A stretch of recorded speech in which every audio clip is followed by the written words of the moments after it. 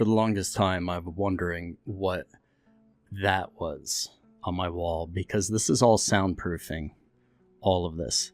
And I just kind of realized today that I think it's the reflection off of my teleprompter. Anyway, just figured I'd throw that out there. If you guys like an ad-free experience, join me over on Patreon. I'm posting all of my videos over there, probably from a couple months prior to from here on out. It's $3 a month. Helps me, and helps me kind of not depend on YouTube so much. So let's get into this. This one's called No Way Out. Thank God that's over, Dan said to himself as he left the clinic through the sliding doors. It had been one of those days. He'd been caught in a traffic jam in the morning, which made him late for the rest of his appointments for the day. This led to a lot of abuse from some of his patients who'd had to wait nearly an hour over their scheduled time, which in turn led to him working way past his normal hours.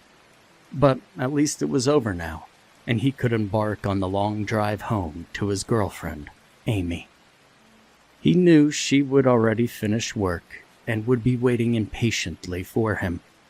He checked his texts, and sure enough, there were a series of messages from her, the last of which read, I save you some dinner, it's in the fridge. I hope you like frog's tongue. XOXOXO. He grinned to himself. Of course, it was probably leftover roast from Sunday, but he would have eaten anything, even frog's tongue at that moment. He was so damn hungry. The cafeteria lunches never sufficed. He checked the time on his phone. 5:20. That meant he needed to be at the underground car park in 5 minutes, since it closed at 5:30, which wasn't really a problem. His office was fairly close to the car park, and he'd make it if he hurried. He sent a message back saying he had just finished and would be heading home soon. As he slipped his phone back into his pocket, he accidentally bumped into another man. He hadn't been looking and had unknowingly drifted into the other guy's path. The man barely budged, however. It felt like he had just walked into a wall. Sorry, said Dan. The man stopped and looked at him for a second, quickly mumbling something, and then continued on his way. Though this was a brief encounter, there was something sinister about the way the man had looked at him.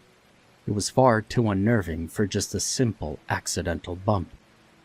He shrugged it off as just an exaggeration by his tired mind, which had already been finding it hard to think logically during the last hours of his shift, let alone during the last hours of the day. He continued to move through the crowd, which was gaining in size as time went on. It was almost becoming claustrophobic by the time he had made it to the car park.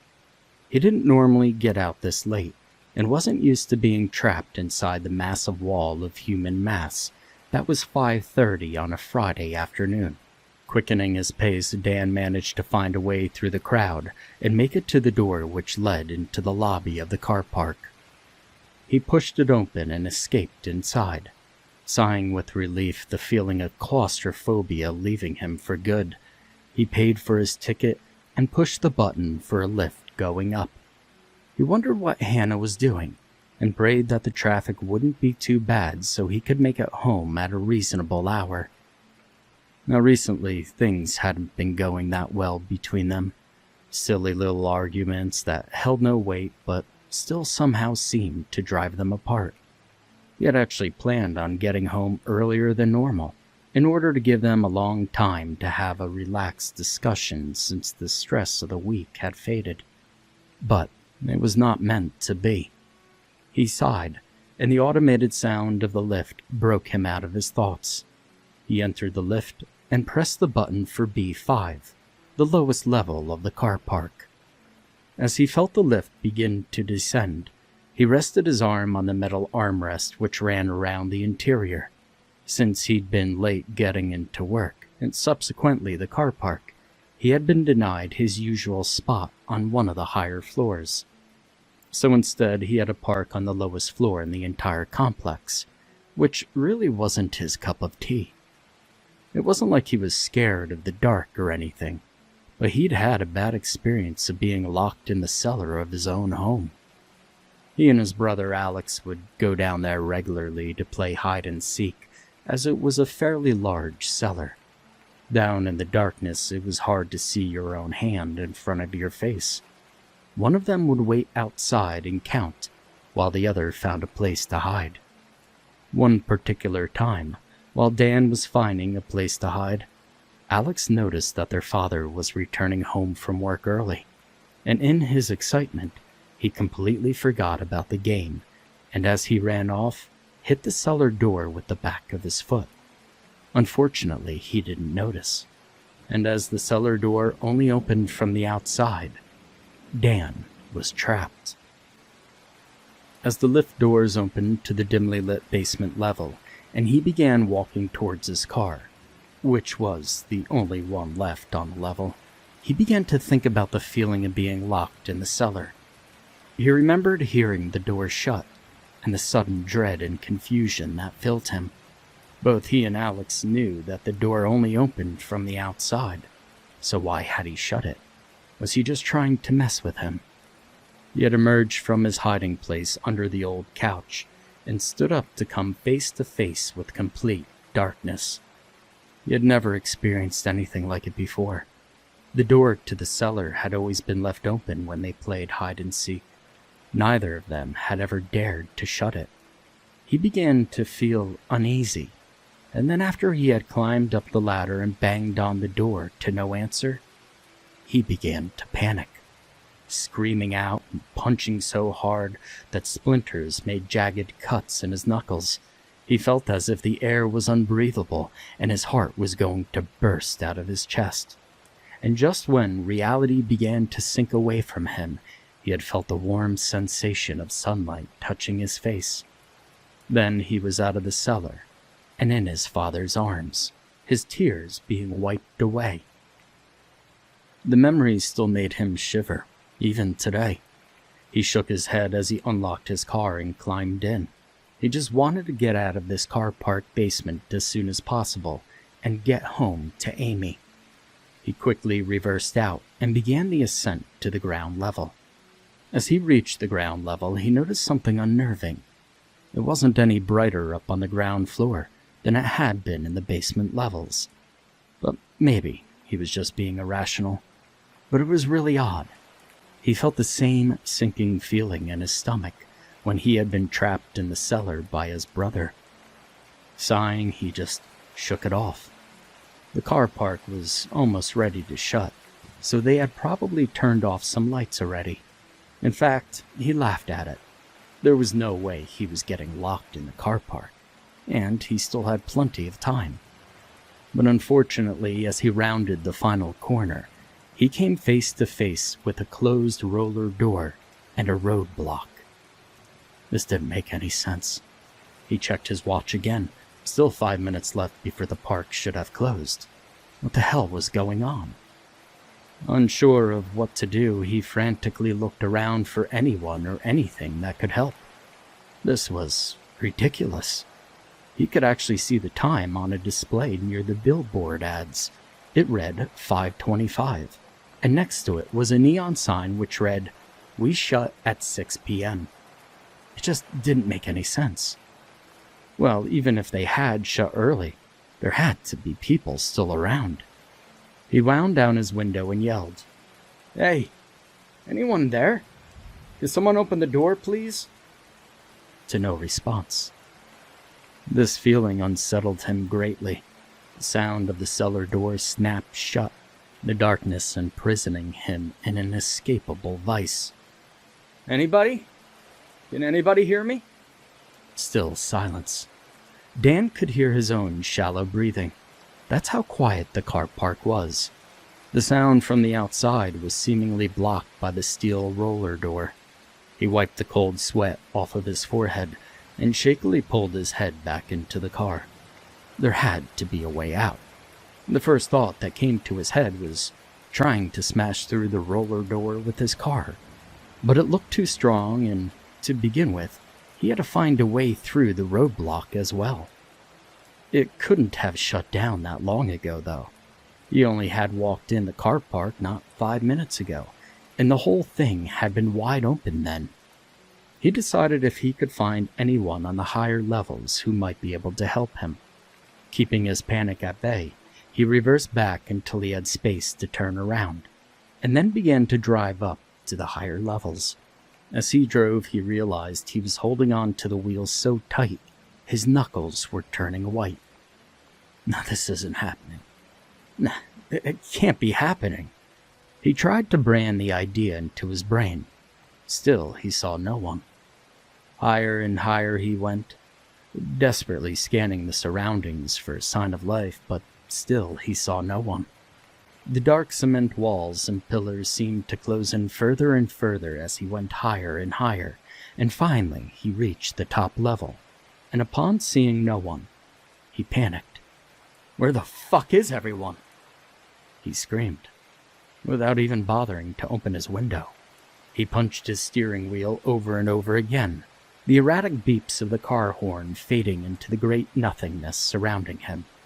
Tears welled up into his eyes as he tried to calm himself. This can't be happening. This can't be happening. There's no fucking way this can be happening. And then, in the cold silence of the car park, he began to sob. Any hope that the situation could be rectified faded, and the feeling of doom overpowered him. The cellar door was now firmly shut, and he was trapped. No. He had to focus. For the first time since realizing he was locked in the car park, he forced himself to calm down. He slowly took in deep breaths. It was irrational to think that this was the end of the world. Sure, he was trapped in a car park which had, for some reason, unknown to him, closed earlier than it should have. But that didn't mean he was going to die or anything. Just like being trapped in the cellar, he would get out eventually. He would have to stay overnight and, unfortunately, not be able to make it home to Amy, which was definitely annoying, but there appeared to be nothing he could do about it. He took another deep breath, reached into his pocket and pulled out his phone. He briefly considered calling emergency services to see if there was some way that they could help him, but then realized that no police force is going to send an officer down to help out the idiot who got stuck in the car park. So instead, he called Amy, praying that she would pick up and be in a forgiving mood. Come on, he muttered. The ringtone repeated several times and then abruptly ceased. Amy's voice came on the other end in the form of an automated message. Hey there, you've reached Amy. Sorry I can't come to the phone right now. Leave a message after the thing. He sighed. She must have been in the shower or something. I mean, surely if he left a message, she would call him back soon.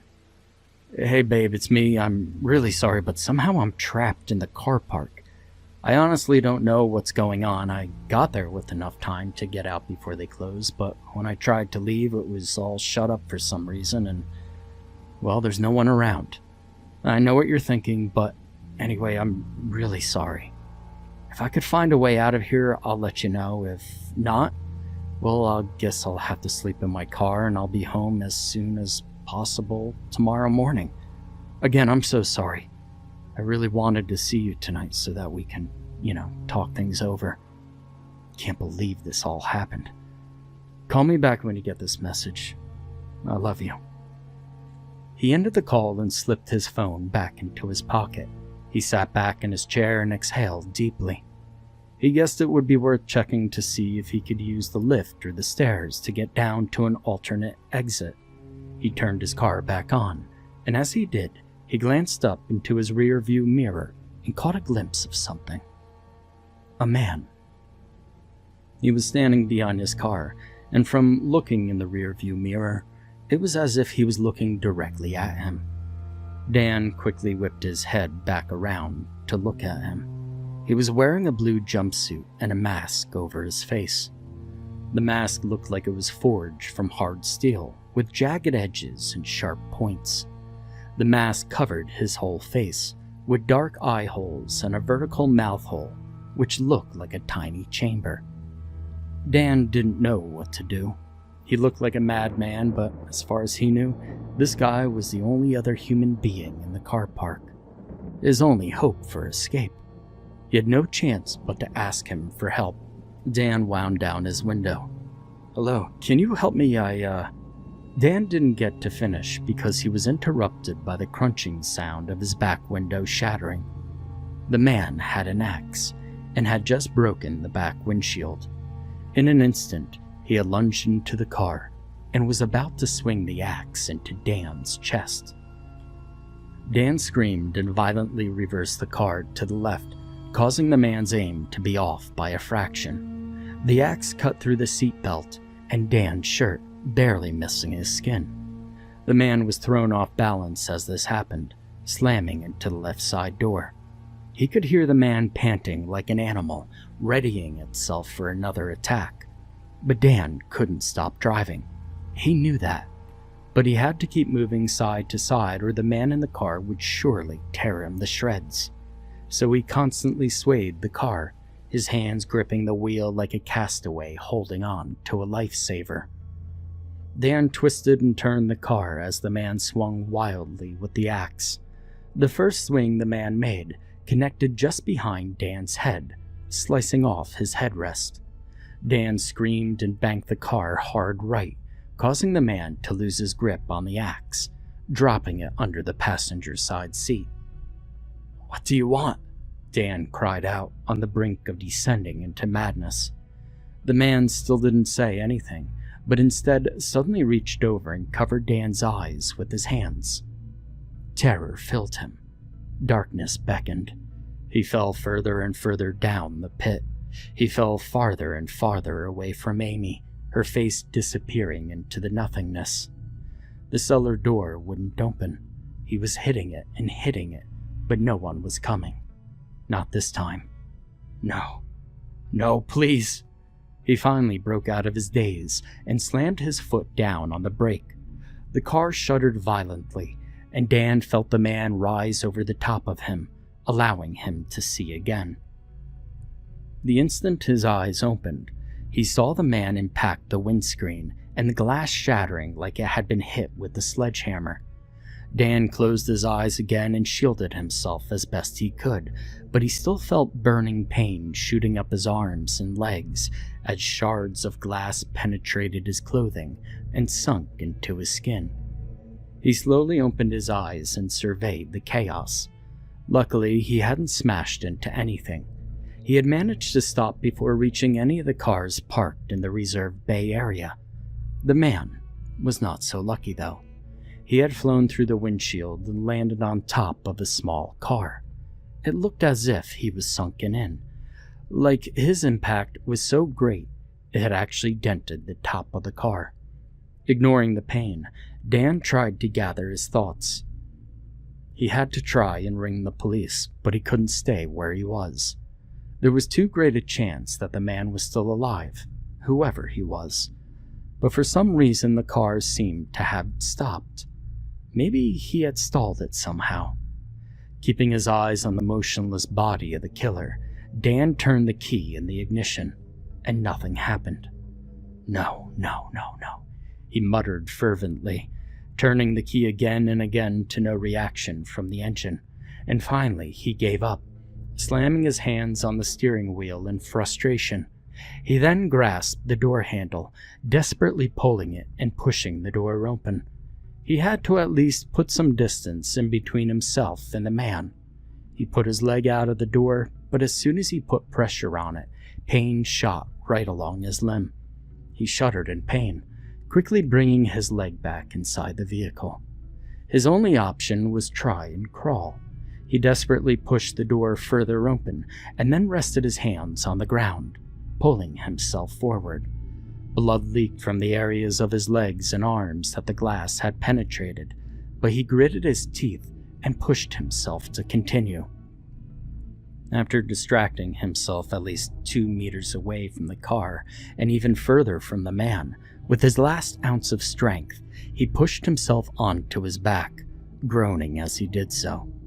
He pulled out his phone and unlocked it. There was a message from Amy there. and as much as it broke his heart, he couldn't read it at the moment. He needed the police. Frantically, he dialed 000, his thumbprints lacing the screen with blood. The dial tone sounded for a few moments before an operator picked up. "Hello, what's your emergency?" the operator said. Dan swallowed, trying to regain his composure. "Yeah, my name is Dan Lewis. I'm at the car park on 87th Street, and I'm being attacked by a tall man with an axe. Please, you have to help me. I need the police, like, right now." "Okay, Dan, you're going to be okay. We've just sent a squad to your location. Now I just need you to relax and answer a few questions. Firstly, what is the current condition of the man? Are you being pursued by him now?" No. He got into my car and attacked me. I was driving and I managed to hold him off by swerving from side to side, but he covered my eyes. So I braked and he flew through the windshield and landed on a car. I think he may be unconscious, but I don't think he's dead, although he hasn't moved since it happened." "Okay, so what is your condition?" "I can't walk. I've been injured by glass from the windshield. How long is it going to take for those guys to get here?" "They should be there within a half an hour. Sir, how far away are you from the person in question?" "I'm not that far. I'm about..." Dan trailed off. As he had turned his head in the direction of the car to look at where the man should have been, he instead came face to face with the man's mask. "Help me, please," Dan screamed into the phone as the man wrenched it out of his hand and threw it away. "What do you want from me?" Dan cried out. The man placed his hands on Dan's shoulders, lifting him up. Barely straining at all, the man threw Dan through the air, and he landed back first on the windscreen of the family car. He grunted.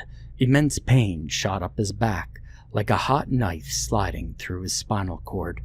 He twisted and contorted, unable to find any relief. The man then walked back to where Dan's car was and pulled the passenger side door open. He bent down to retrieve something, and with a cold feeling of fear, Dan realized that the man must have been getting his axe. This was it then. He was helpless. There was no way he could escape if he couldn't walk. He knew he needed to buy time until the police arrived, but that was close to impossible to do now. He just wished he could say goodbye to Amy in some way. He was almost starting to regret ringing the police instead of calling her. It had all worked out to naught now. The man, now with the axe in his hand, slowly walked back to him as if he was taking his time, savoring the moment of Dan's demise. Anger began to rise and conquer Dan's fear of death. "Just do it already," he screamed at him. "Do what?" said the man as he reached Dan. Dan choked on his words, not expecting the man to actually speak. It had caught him off guard, and now he didn't know what to say. "Kill you? You think that would be an adequate punishment?" the man said. His voice was very deep and guttural, but something about it was familiar. The sound of it pulled at something in the depths of his memory. He just didn't know what it was. And what did he mean by adequate punishment anyway? What? What are you Dan was cut short by the man swinging his axe and driving it into Dan's left foot. Blood spurted out of the wound, and the axe man holding the axe so that the blade stayed in his foot. The pain was unbearable. Dan twisted and turned, screaming and shouting, but the man held fast to the end of the axe. He refused to let the pain end for Dan. "Answer me," he said. "Answer me, or I'll just leave it in." Dan choked back the tears now welling in his eyes. "No," he screamed, and the man paused before pulling the axe clean out of Dan's foot. Dan shuddered violently, and his body began shaking from the agony. The tears were now flowing down his cheeks, though he still did not know what the man meant by adequate punishment. Punishment for what? Still, it was good that he appeared to be taking his time, no matter how painful it was. He needed to find a way to stall him. He had to ignore the pain. "I'm glad you've finally come to your senses," said the man, almost chuckling. He leered over Dan so that they came face to face, those endless eye sockets disappearing into nothingness. "You thought I'd never get out, didn't you?" he said, his voice almost a whisper. I don't know what you mean," said Dan, barely getting the words out. The man laughed evilly, placing his hand on top of Dan's hair and pulling it back so that Dan's head lay flat on the bonnet of the car. He then pushed his foot down on top of Dan's injured left leg. Dan screamed and thrashed violently. The man leaned in so that his mouth was right next to Dan's ear and whispered, You know all about the cellar door." "I got locked in the cellar by my brother as a child," Dan screamed out. "No, you didn't," growled the man, grinding his foot further into the open wound, blood leaking out at an even faster pace. "Why don't you tell me the truth? Nothing more, nothing less," said the Axeman. I stammered Dan. His mind was reeling. Sirens faintly echoed in the background. The police were arriving. "Say it," yelled the man, now holding his axe with both hands poised above Dan's head. "I locked you in the cellar," cried Dan, the pain overcoming his senses. He had finally fit all the pieces together. He had known his attacker all along. It was his brother, Alex. He and Alex were in fact conjoined twins, who had been removed from one another through an extensive surgical procedure. However, there was one slight twist. Their minds were never really separate. They had decreased over age, but they shared all their earliest memories, which was why Dan recalled Alex being stuck in the cellar and took it as his own memory. The reason Alex had been locked in the cellar was that he had not responded to the surgery well at all. While Dan had survived with barely any defects, Alex became hostile and developed an antisocial personality. He disobeyed his parents regularly and often tried to kill Dan. Their mother had pleaded to their father to take Alex to a hospital, but they had refused. The father had never been quite well mentally either, though their mother had stuck with him because she loved him deeply. Their father decided to imprison Alex in their cellar. To achieve this required a risky ploy, having Dan coax Alex into playing hide and seek with him.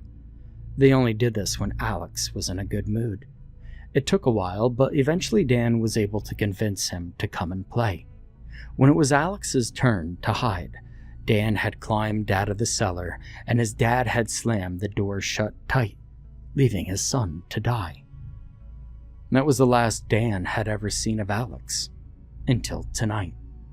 Somehow he must have found a way to survive and eventually break out, and now, somehow, some way, he had found him in this car park. "You took your time. Are you that much of a coward?" said Alex. "I never wanted to do it in the first place," protested Dan. The sirens grew louder. He had just had to hold him back for a few more moments. Alex appeared to be so wrapped up in their confrontation that he hadn't noticed the sirens yet. Or maybe he just didn't care. "That's your excuse? That's your excuse for making me live in that hell? There's only so much air in that cellar, Dan, and there's only so many insects that you can eat." He trailed off, his words already having made their full impact on Dan, who was rapidly losing color in his face.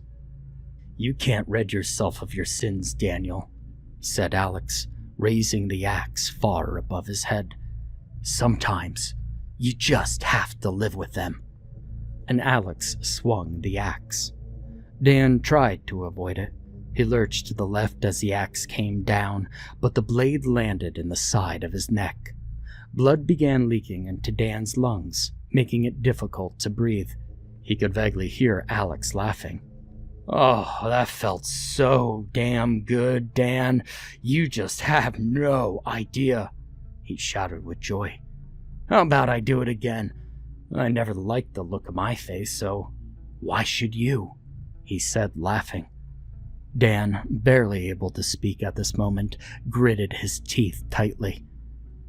Did you know that a poet once said that out of all the combination of words in the English language, cellar door was the most beautiful, said Dan.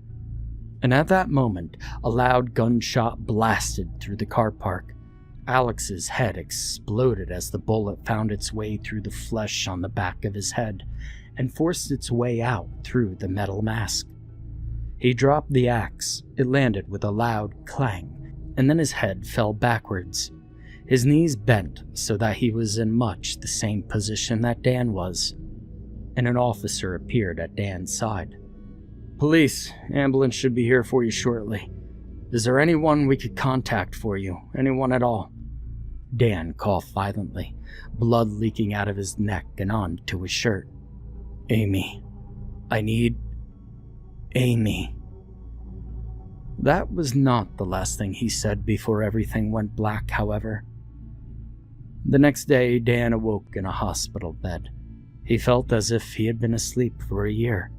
Amazingly, he could breathe fine, though there was a little pain involved. It was at that moment that Amy's face came into his view. "Oh my God, you're alive," she said jubilantly, tears of happiness filling up in her ice blue eyes. She bent down, kissed him hard on the lips, and then embraced him passionately.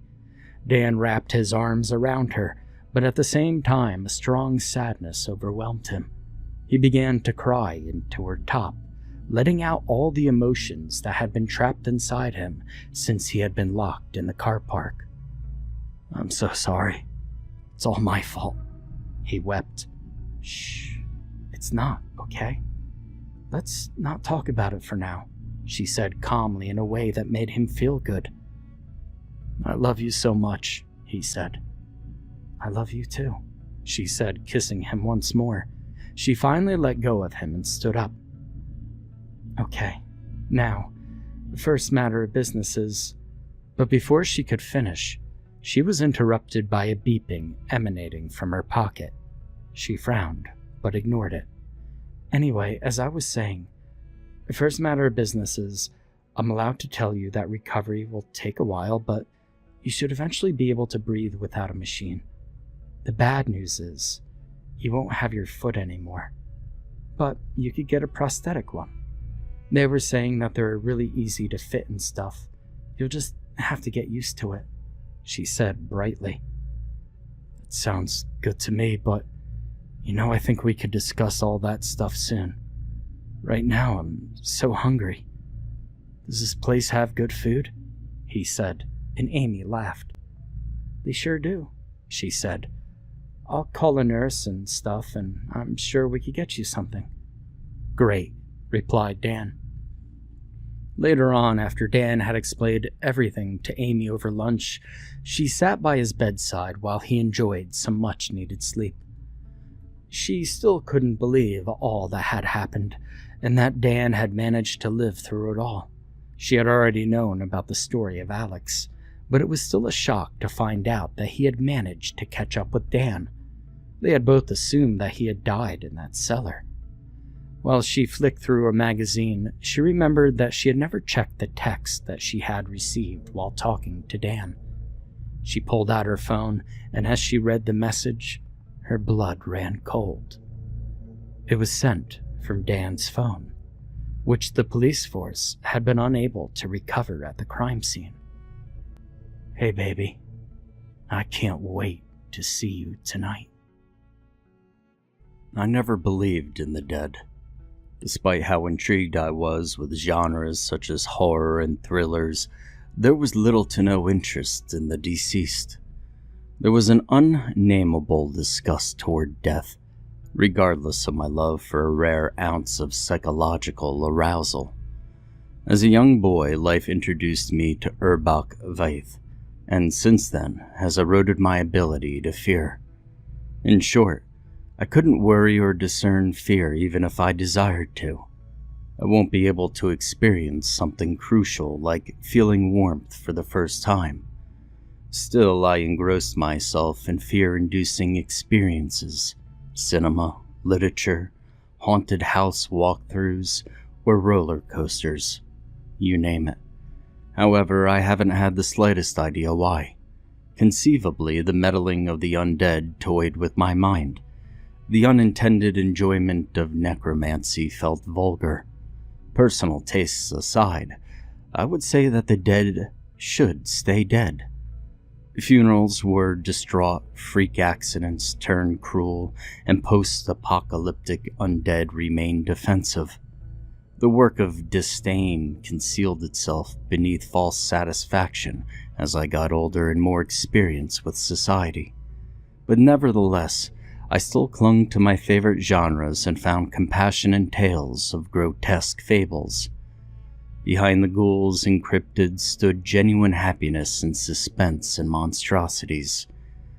But that's what I assumed would hold out the longest.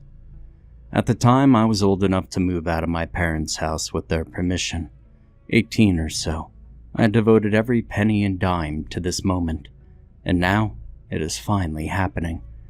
Every bit of hope for a new start will transform into a new life ahead of me.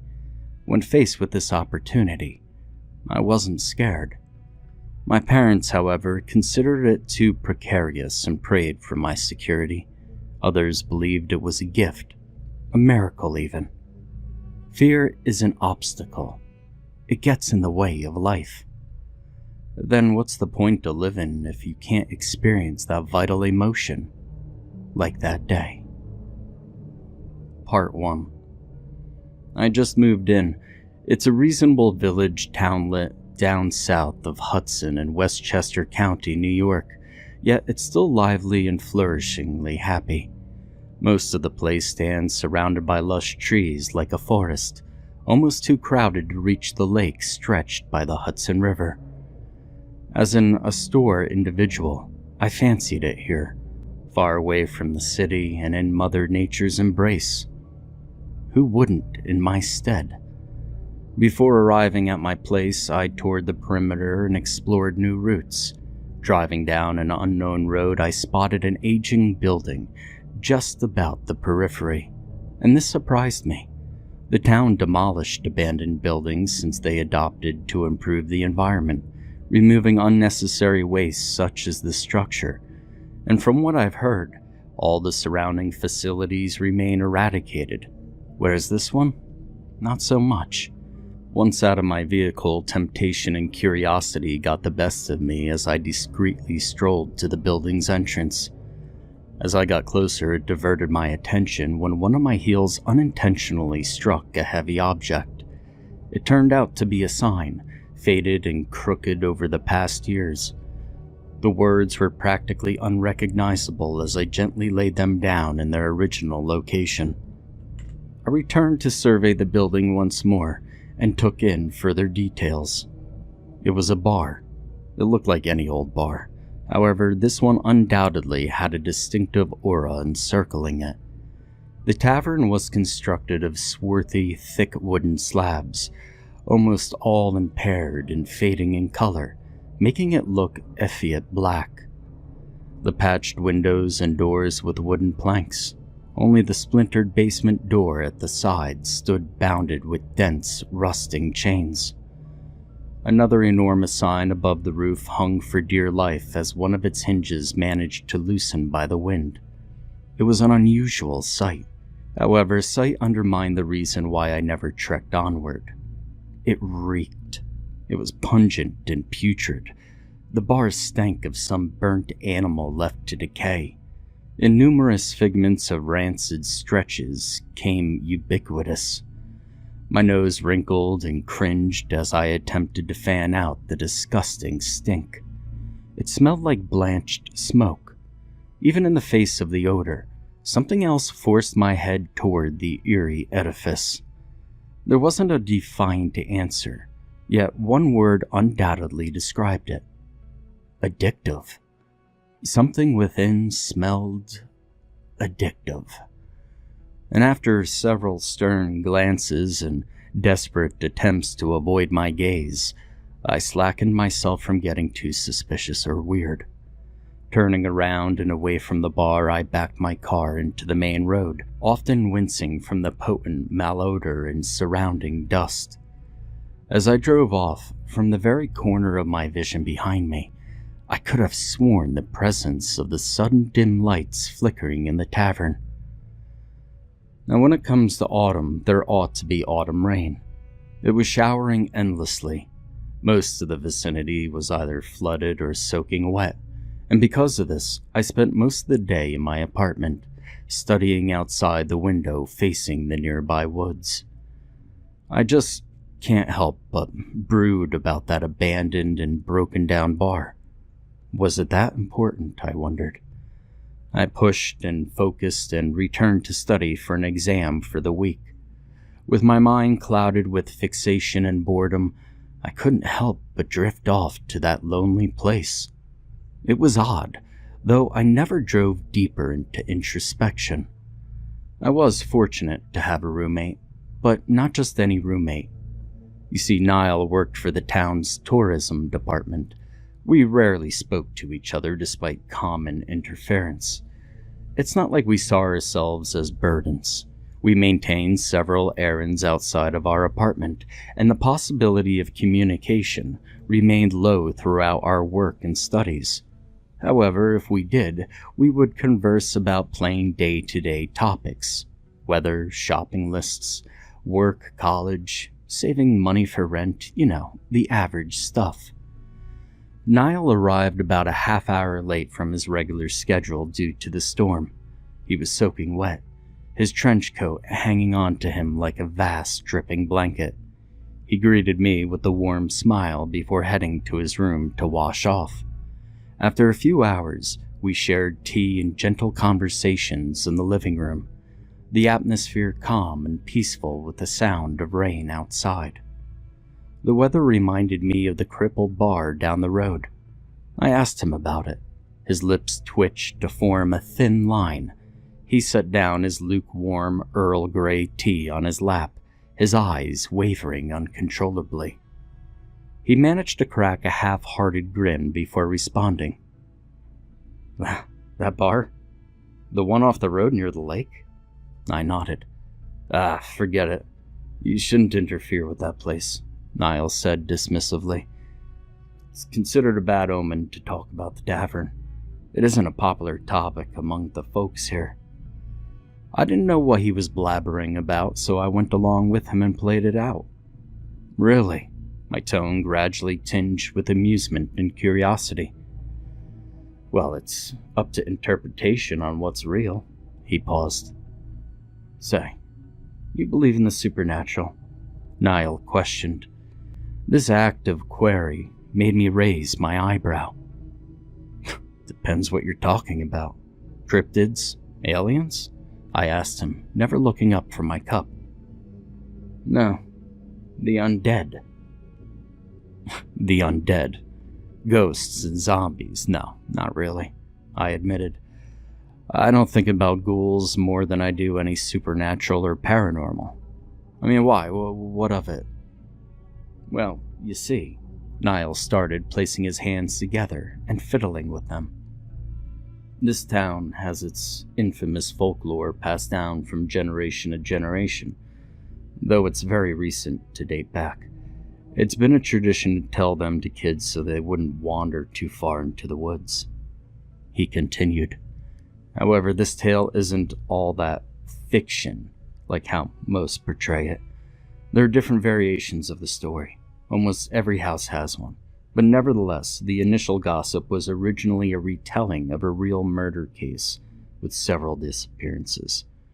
And it all ties back to that godforsaken bar. My roommate glanced around before straightening his posture, and he looked me in the eyes, dead serious.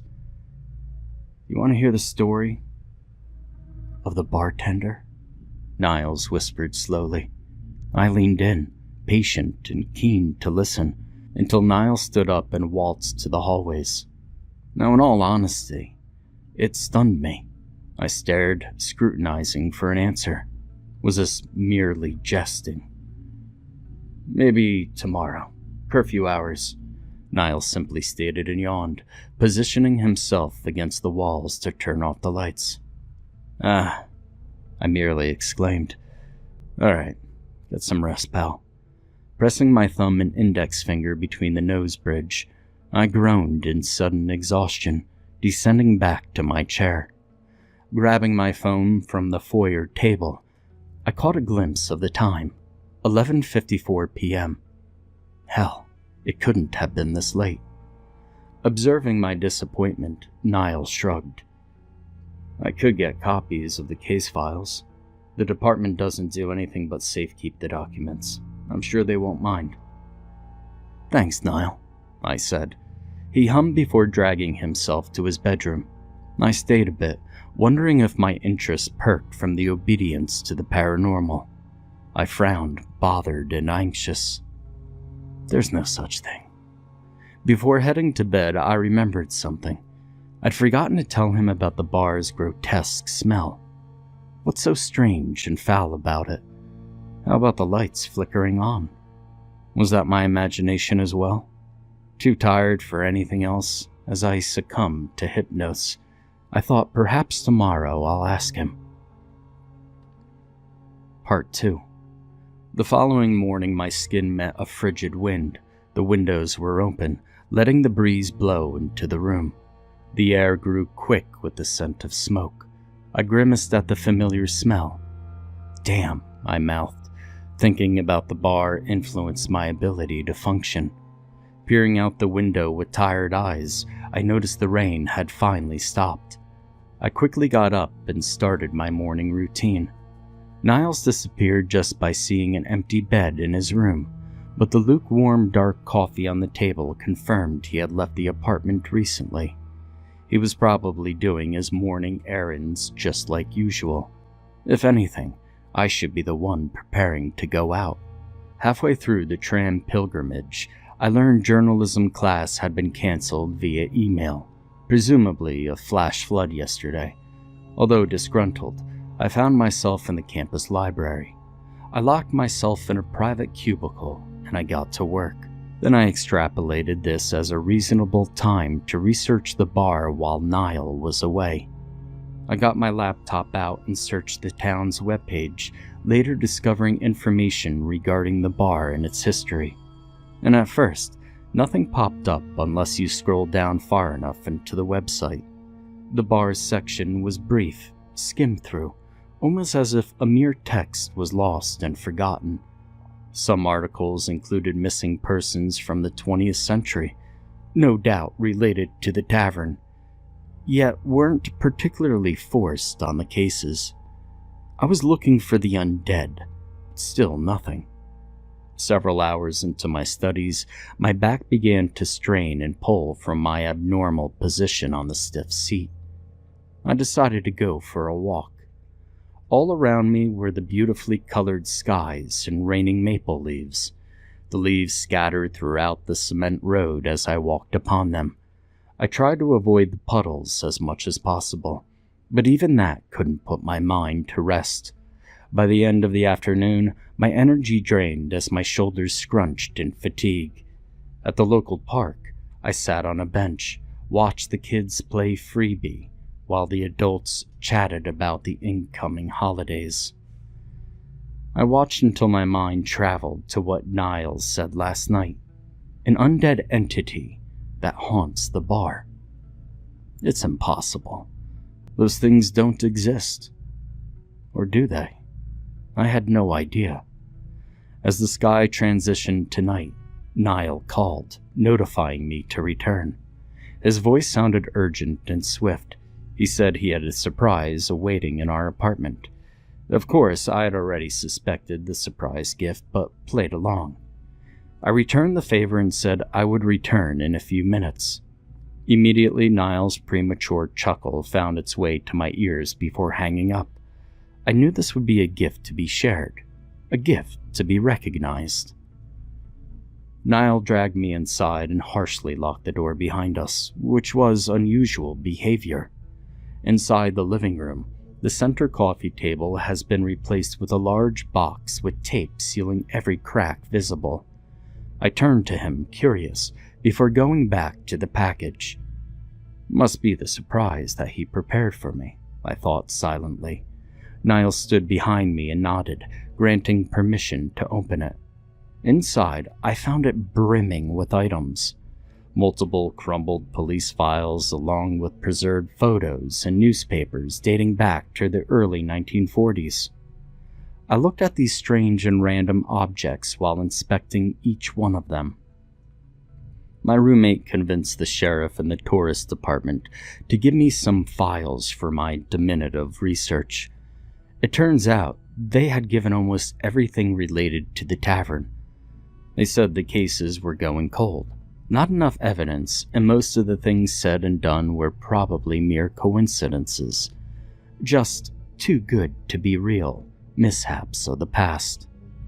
When he finished, he told me about the old folklore that haunted the town, or perhaps the bar where it died. The fable began during the late 1900s, though most details had insulated from the original as the village grew older and more people moved in. It's now a town story to prevent young children from wandering too far into the woods, or a demon will find them and devour their souls. Contrary to most of their beliefs, these stories were all too real. As for the entity, many didn't believe in the paranormal, or just this one. In the 20th century, the bartender from Heaven's Bar got shot, decapitated. The upper skull had blown off of their jaw and scattered throughout the bar. Witnesses stated the murder was a result of an unspecified brawl. The suspects? Unknown or undisclosed. Rumors have it that the police hid evidence due to bribes. The work of the mafia, but no one knows for sure.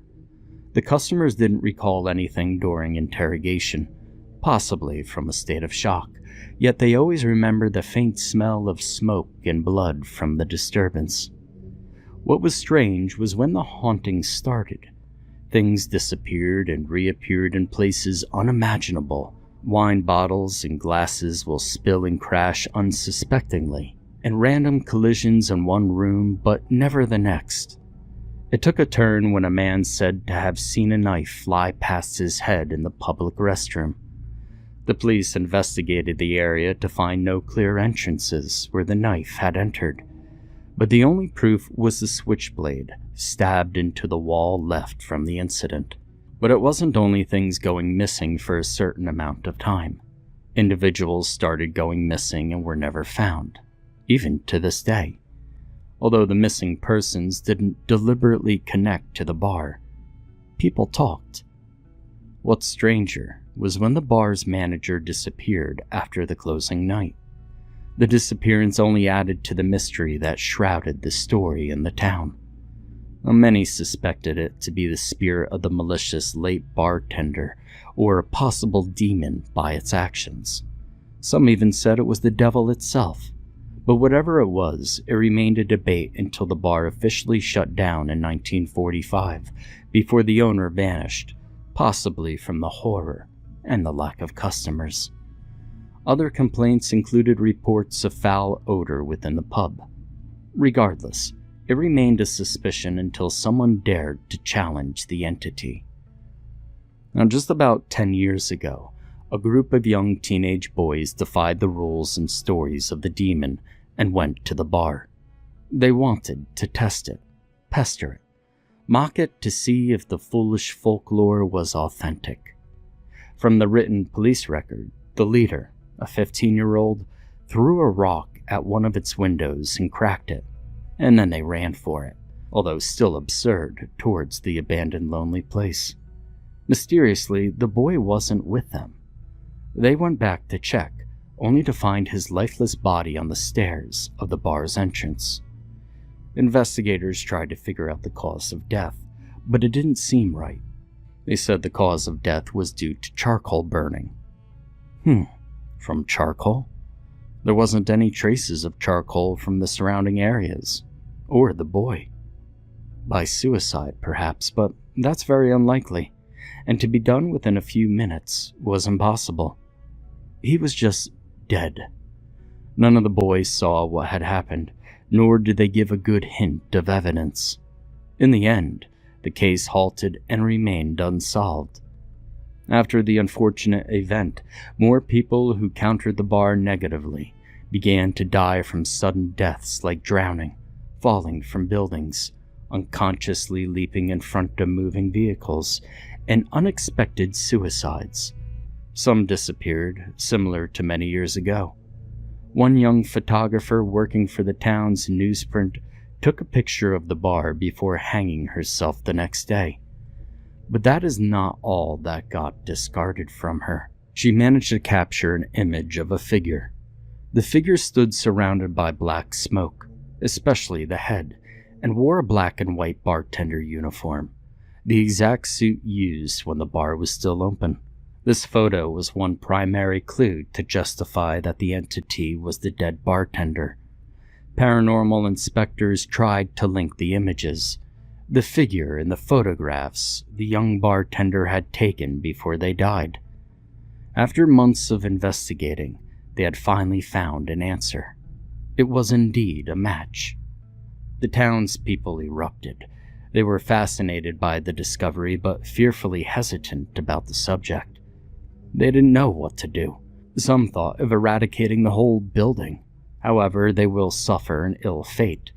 Others just didn't believe the story, dubbing its dubious marketing strategies for the tourist department and the town. But in the end, no one dared to approach it. As the years went by, the town got used to the unnatural phenomena surrounding them, masking it with ignorance and skepticism. When people started disappearing again, it caused most community members to flee out of fear. Since the vicinity wanted to keep its image and ignored its horrendous past, its introduction to the grim tale remained limited.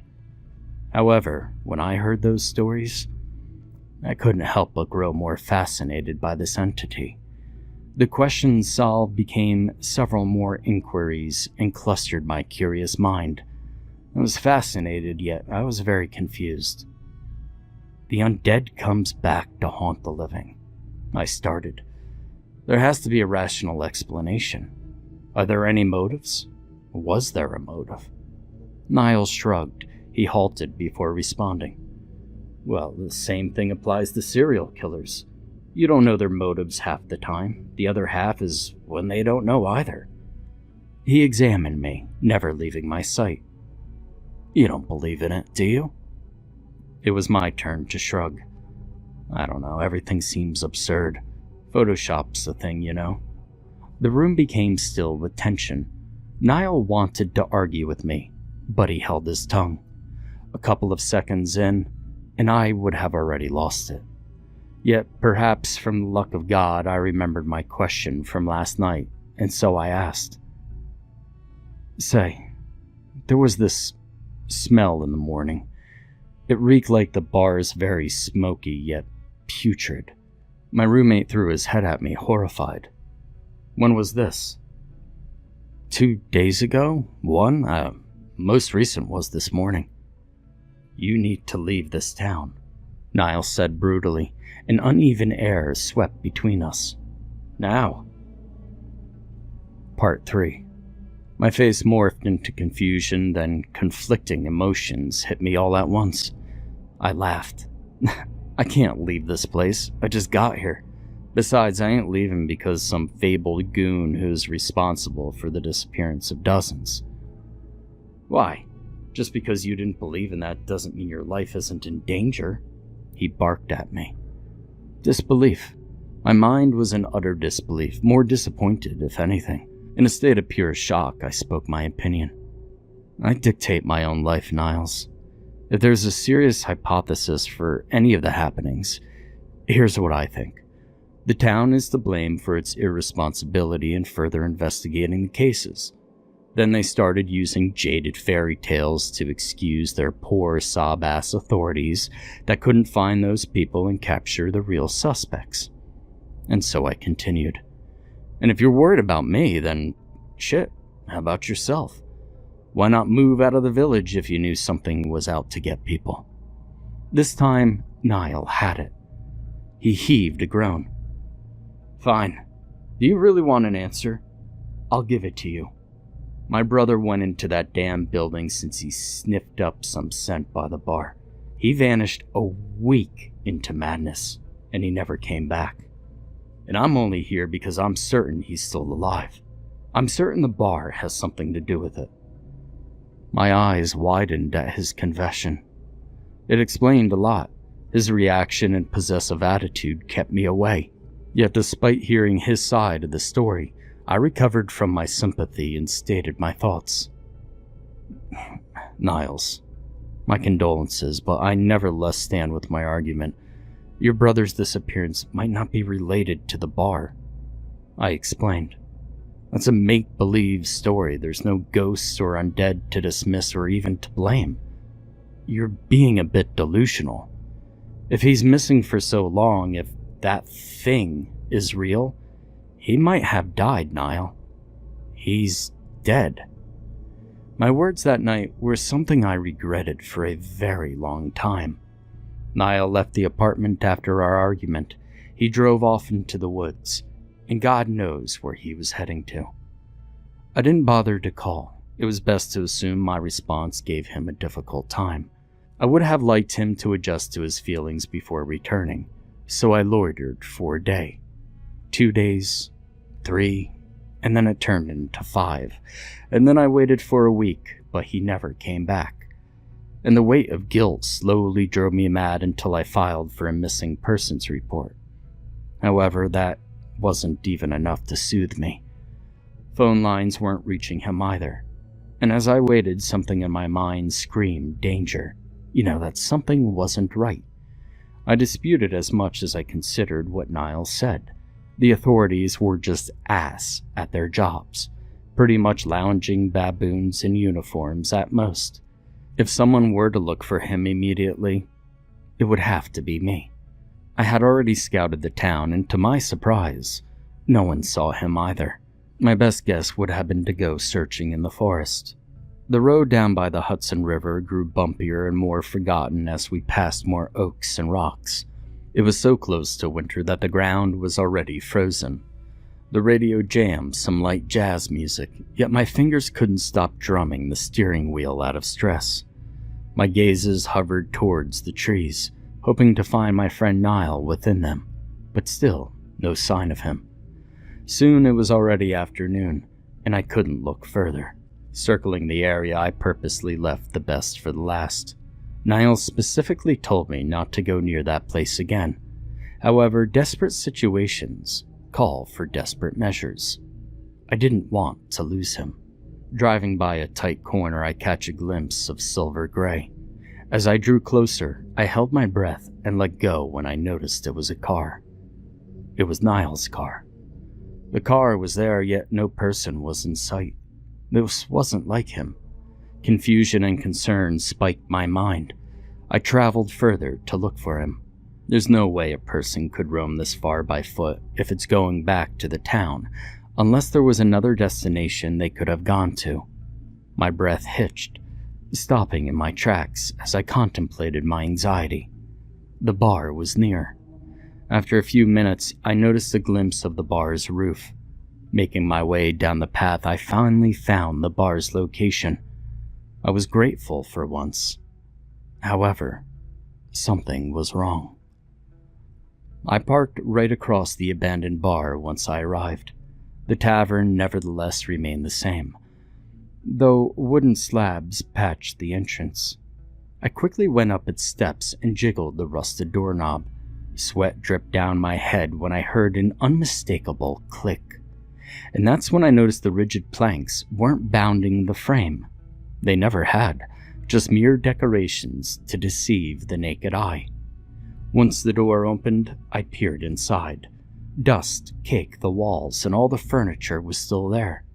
the wallpaper curved out of shape, dull and moist. Some of the corners had gotten mold between visible cracks, furnishings toppled over, some destroyed, and the stench grew more potent. Yet, I didn't care. I was looking for something or even someone. And there I saw him. Niall.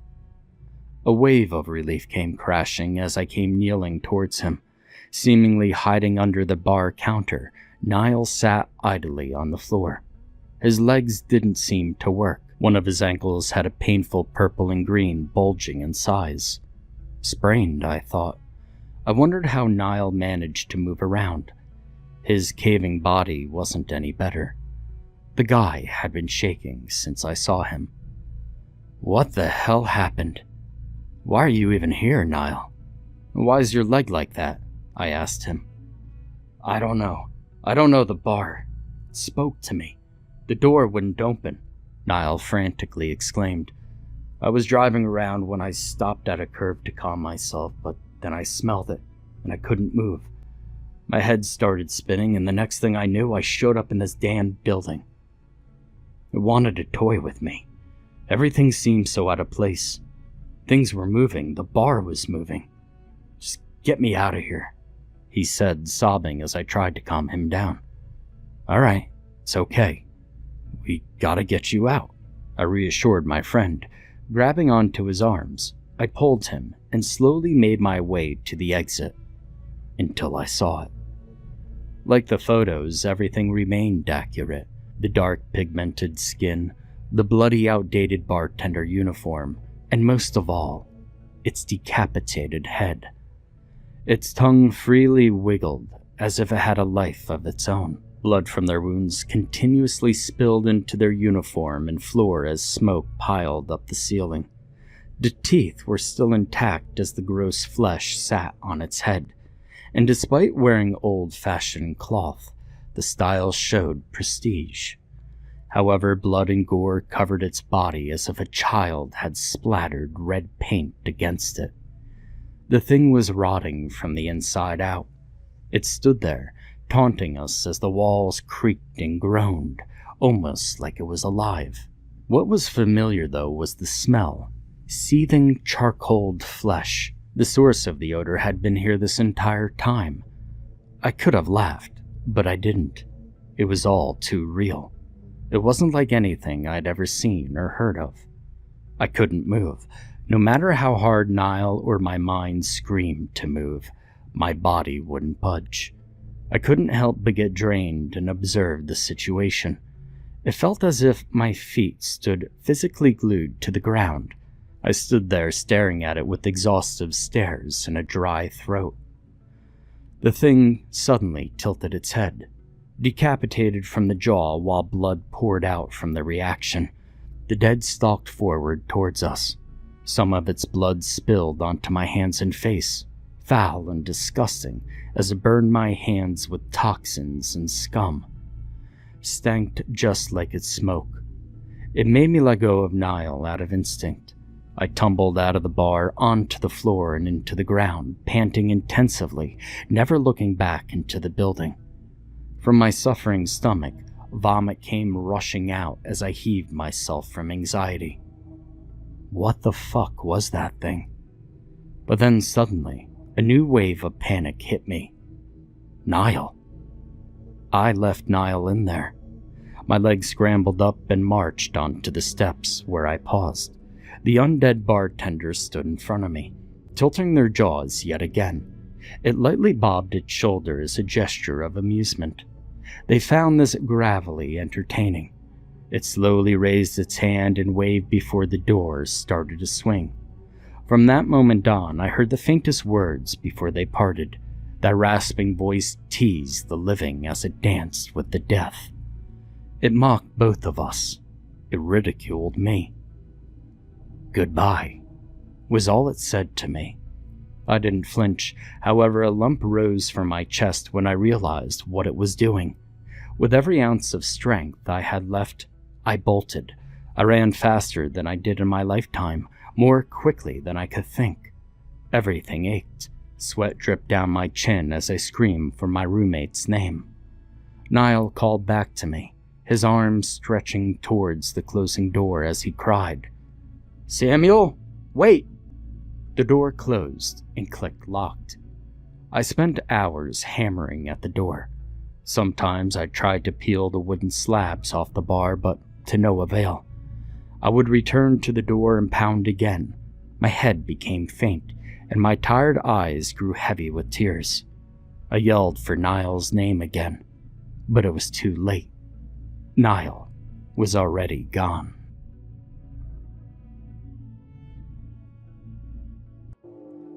Luke had an unexplainable feeling that someone was watching him.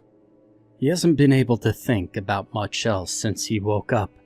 He isn't usually the type to get paranoid, but it was beginning to creep him out. "Christ, Luke, will you just give it a rest?" George asked, not even bothering to look up from his phone. "You've been at it for an hour now. I told you I'll fix the damn thing later." Luke sneered at his roommate. He knew it wouldn't get done otherwise. George, to put it bluntly, was a freeloader. If you ask the bastard to do anything, he'll take about a half an hour before he finally decides he'll start. "You're a history buff, right?" George asked in a bizarre tangent. "Yeah, I guess you could put it like that. It's a pretty interesting subject," Luke replied, disappointed that George had forgotten that he was studying to be a history teacher. "Alright, well, I got a joke for you. Why did the Spanish go through with the Inquisition?" "George, aren't you Jewish?" "Dude, just ask me why. Come on." "Okay, why did the Spanish go through with the Inquisition?" "Because nobody could torquemada it," George answered, trying to desperately hold in the laughter. Luke didn't laugh. "Oh, come on, man. You gotta admit, that was a pretty good joke." "Will you shut up and give me some help?" Luke said, slightly irritated. George got up after taking a quick sip of beer and walked towards him. He felt a little bit guilty for snapping at him like that. It wasn't his fault, after all. Luke was just on edge lately. At first it was because of Mary. Now it was because of the feeling that he was being watched. Mary was his girlfriend. His ex-girlfriend now, he guessed. Things didn't work out between them. Things just got repetitive and monotonous for her. Luke wouldn't really describe himself as a boring person. Just the guy who doesn't want to get shit-faced and wake up hungover every other morning. But the one thing he knew about Mary was that she was a really lively person. She loved to exercise, party, and practically never stood still. Luke had nicknamed her Mako, after their half-in-the-bag visit to the aquarium. Surprisingly, this was one of the only things he remembered about that night. Underneath the shark tank, there was a little sign for the Mako shark. It said this type of shark needed to keep moving in order to get water into their gills so that they could breathe. If the shark stopped moving, it would die, just like Mary. Luke shook his head. All right, it was a pretty good joke," Luke said, chuckling to himself. He saw the smile beginning to form on George's face. A few hours later, Luke was getting ready to leave when George came out of his room. "Where are you off to?" George asked. "I have to go to Greg's house. He asked me to feed his cats while he was away," Luke replied. "Greg? Oh, I fucking hate that guy. He's such a self-pitying piece of shit. Not to mention that his breath smells like he gave Donkey a rim job," George replied, the smell of alcohol clinging to his breath. "Nah, Greg's a good guy. I've known him since high school, man. He's been through some shit.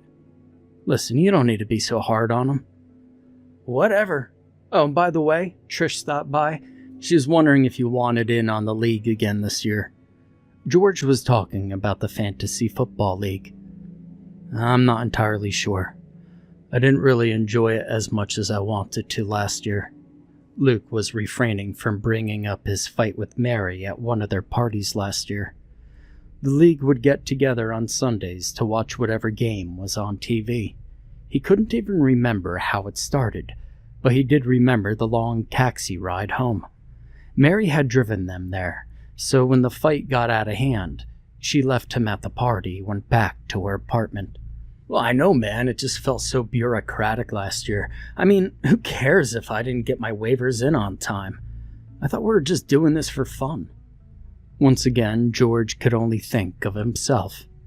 He wasn't a bad guy, just oblivious. It was a well-appreciated contrast to Luke's parents. Luke's mother expected great things of her son. She had come to this country from China in the early 80s and met his father a few years later. His mother always wanted Luke to succeed, even when success seemed impossible. That was something Luke always hated about her. She had fully adopted the idea of the American dream, not realizing that at least some failure is going to follow suit when you try to achieve it. His father was an American, coming from a family of Irish immigrants on both sides. Most of his anxiety had been because of his mother, who pushed him to pursue a job in medicine. Luke hated the sight of blood, something his mother never even bothered asking him when she decided he was going to become a surgeon. It wasn't entirely her fault, though. Luke had been too passive with her, never able to speak his mind until he was around 20, when he told her that he was going to become a teacher. After his father's death, his mother has been more persistent. She calls every couple of weeks to ask if he would consider reapplying to medical school. Luke left the house and got into his car. The feeling hadn't left him yet. He was beginning to wonder if someone was actually watching him. There'd be no reason for anyone to be watching him, right? He started his car and began to drive. It was only after 20 minutes of driving when Luke realized that the car behind him had been tailing him for a while now. This couldn't be coincidence. He was getting closer to Greg's house, just a little bit further, and if the guy was still following him, then he'd call the cops. The tinted windows of the car behind him didn't help with his paranoia. He eventually reached the house and parked in front. Luke looked at the rear-view mirror to see the car pulling around the corner, and looking behind him, he saw the car was getting slower for a moment. He was beginning to get worried. Luckily, a few moments later, the car drove down the street and disappeared around the corner. Luke breathed a sigh of relief. He was being ridiculous. Luke got out of his car and walked up to the door. He knocked on it, hoping that Greg would be home. After waiting for a while, Luke realized that Greg must be out. He reached into his back pocket and pulled out the spare key that Greg had given him a few weeks ago. Luke opened the door and then closed it behind him. Then Luke saw the man on the couch. He was a man finely dressed with a gray suit and a blue dress shirt. He wore a metallic mask with the face of a rabbit carved into the sterling silver. There were no holes in the mask, only the ominous face of the almost photorealistic silhouette of a rabbit's face. He was lounging on the couch, relaxing as if he didn't have a care in the world. It was then when Luke had seen the blood on his mask. The man pulled the blue handkerchief from his breast pocket and began to wipe away the blood. Well, Luke, I was hoping to get a bit more of a reaction out of you than that dumb look on your face, the rabbit said matter-of-factly. He spoke with a kind of an accent that he couldn't quite nail down. It sounded almost German. Luke turned around to leave the house. He was not going to put up with this bullshit. And that's when he saw the second man in a metallic mask with a monkey's face standing behind him with a crowbar. Luke paced backwards with his hands up. He then turned to the man in the rabbit mask. "Who the hell are you? How do you know my name?" "Did George put you up to this?" Luke asked, convinced, more like hoping, that this was some kind of sick joke. Such a cliched response, don't you think, Mr. Darwin? The other man nodded slightly. "You know, I've been watching you for some time now, Luke. You're obviously confused. They all usually are, but let's just get straight to the facts, shall we? Mr. Darwin and I represent clientele of enormous wealth and status. To put it in layman's terms, it would be very easy for us to cover up your death. Don't worry though, my dear friend, because we have a proposition for you. Your first option is to come with us right now, take a short drive to our little playground, and have ourselves a little bit of fun. And your second option is to die right here and now. My colleague and associate Mr. Darwin here will bash you over the head with this crowbar repeatedly until you're dead. A skilled professional cleanup crew will arrive in exactly 20 minutes and dispose of your decomposing body before your friend even comes home. Now, personally, I would advise the latter, considering what's to come, but I'm afraid we'd like you to consider the former. Luke stood there, dumbfounded and absolutely confused. This had to be a joke, right? The utter absurdity of this scenario was getting to him. He was about to be kidnapped by men with animal masks. It was like he was in some sort of cheesy B-movie. Luke began to chuckle, thinking that this was a joke planned by George. The rabbit looked unamused. It's not like he could tell if he was amused anyways. Alright, well, you got me for a minute there. Seriously though, what's with the masks? I would have taken you a bit more seriously if you were wearing ski masks or something. The rabbit sat down on the couch and put his hand on his chin. You know, Luke, we've been asked that question almost every day for the past 3 years. People always laugh and dismiss us, only to realize a few moments later how horribly wrong they were. Now, I'll admit, it was cute at first, but at this point, it's just becoming fucking annoying.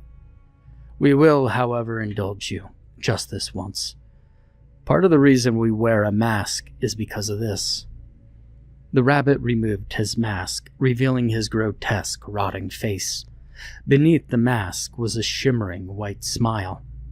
One of his ears was missing, leaving only a hole where his ear hopefully once was.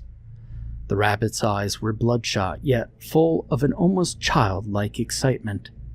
His face was covered in scars and burns, and for a moment Luke thought he saw some pus seep from one of the gaping wounds. The man pulled out a cigarette and lit it with a lighter made out of the same material as his mask. Luke saw a deep scar on the man's neck, and around that scarred neck was a rabbit's foot dangling on a thin black string. Luke staggered backwards. He didn't know what the hell was going on. Please, why don't you just let me go? I won't tell anyone? Even if we were going to let you go, who would believe you anyways? Time is running out, Luke. We're running on a very tight schedule here. Have you made your decision? Luke paused for a second. What had the man meant when he said, considering what's to come? Before he could finish that thought, the man began counting down. 5. This couldn't be happening. This couldn't possibly be happening. Why him? Why now? Maybe this is all just some sort of sick joke. Maybe he could still make it out alive. 4. Nah, these sons of bitches can't be reasoned with. Luke accepted that this was real. He thought of trying to fight the man with the crowbar, but he knew it was going to be useless. This powerlessness was one of the most infuriating things he's experienced in his life. 3. Maybe he could give them something. Maybe he could try to give them his wallet. He still had his grandmother's wedding ring, the one she got from her fiancé, even though they never actually got married. She kept it anyways. Apparently the guy was loaded, so it might be worth something. 2. Luke knew this was futile. Maybe the right idea would be to let them kill him. He doesn't know what's waiting for him, but the seriousness in the rabbit's voice when he said he'd rather die than do what Luke was about to do chilled him to the bone. 1. No, even if he has the smallest chance to get out of this alive, he has to take it. It would be risky, but he could possibly pull through. All right, I'll go with you, Luke shouted. Excellent, Mr. McCarthy. Wonderful. Now all I need you to do is sign this contract given your consent. Then we'll be ready to go. Mr. Darwin, fetch the papers. We've got ourselves another contestant in the Day of the Lords. Luke sat down on the couch where the rabbit had been sitting. The man with the crowbar came back over with the papers. The rabbit reached into his breast pocket and got out a silver pen. These people really love theatrics. The rabbit snapped his fingers. Mr. Darwin, please give our friend here a surface to write on. The giant got onto his knees and pointed to his metallic mask. Up close, Luke could see this man had similar scars to the rabbit. Luke placed the paper on the man's mask and signed his name, even dotting the I in his last name like he always had. Excellent. Now, Mr. Darwin, if you would please. As soon as the rabbit had said this, the man kneeling down before Luke stabbed him in the neck with the syringe. Luke grabbed the man's arm, trying desperately to break free, but he could already feel his vision fading.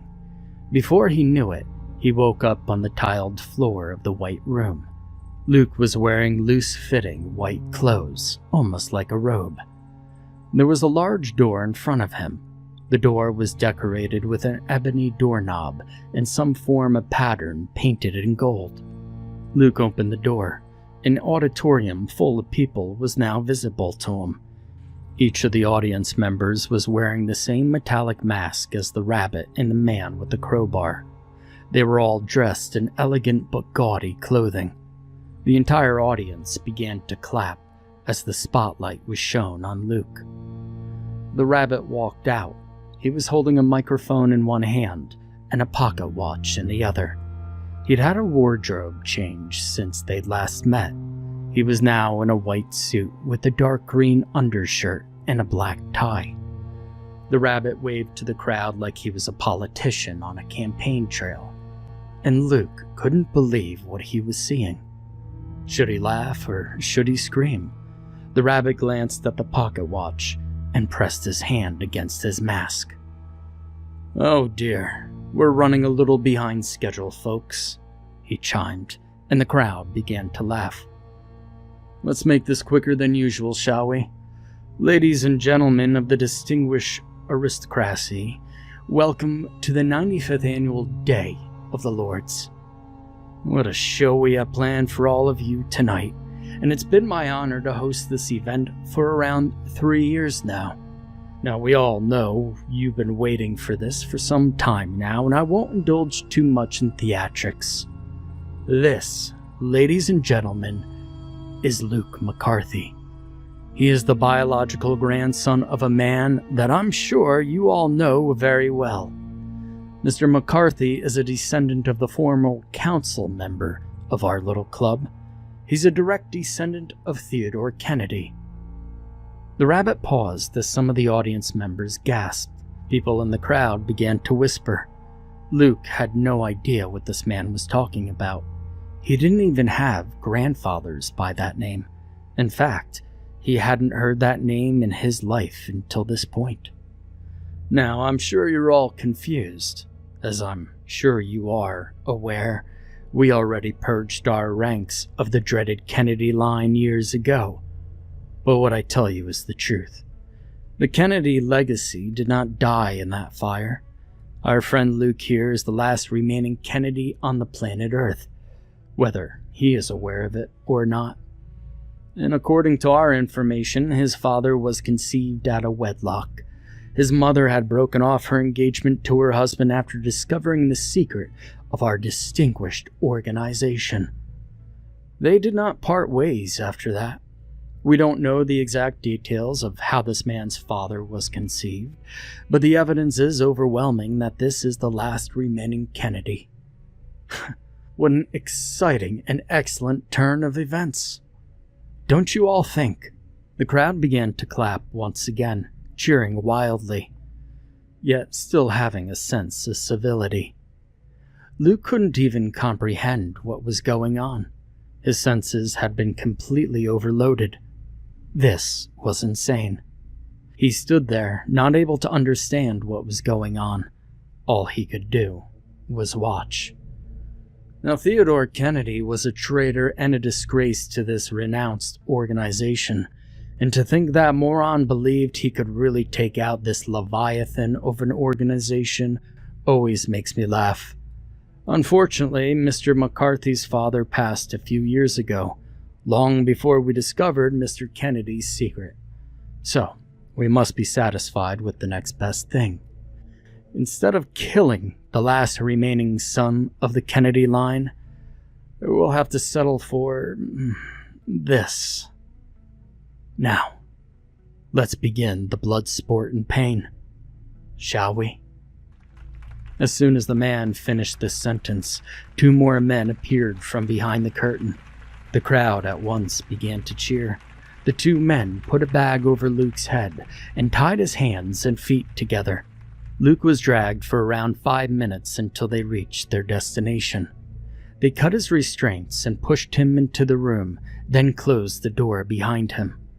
In front of him was a glass window with 2 buttons in front of it.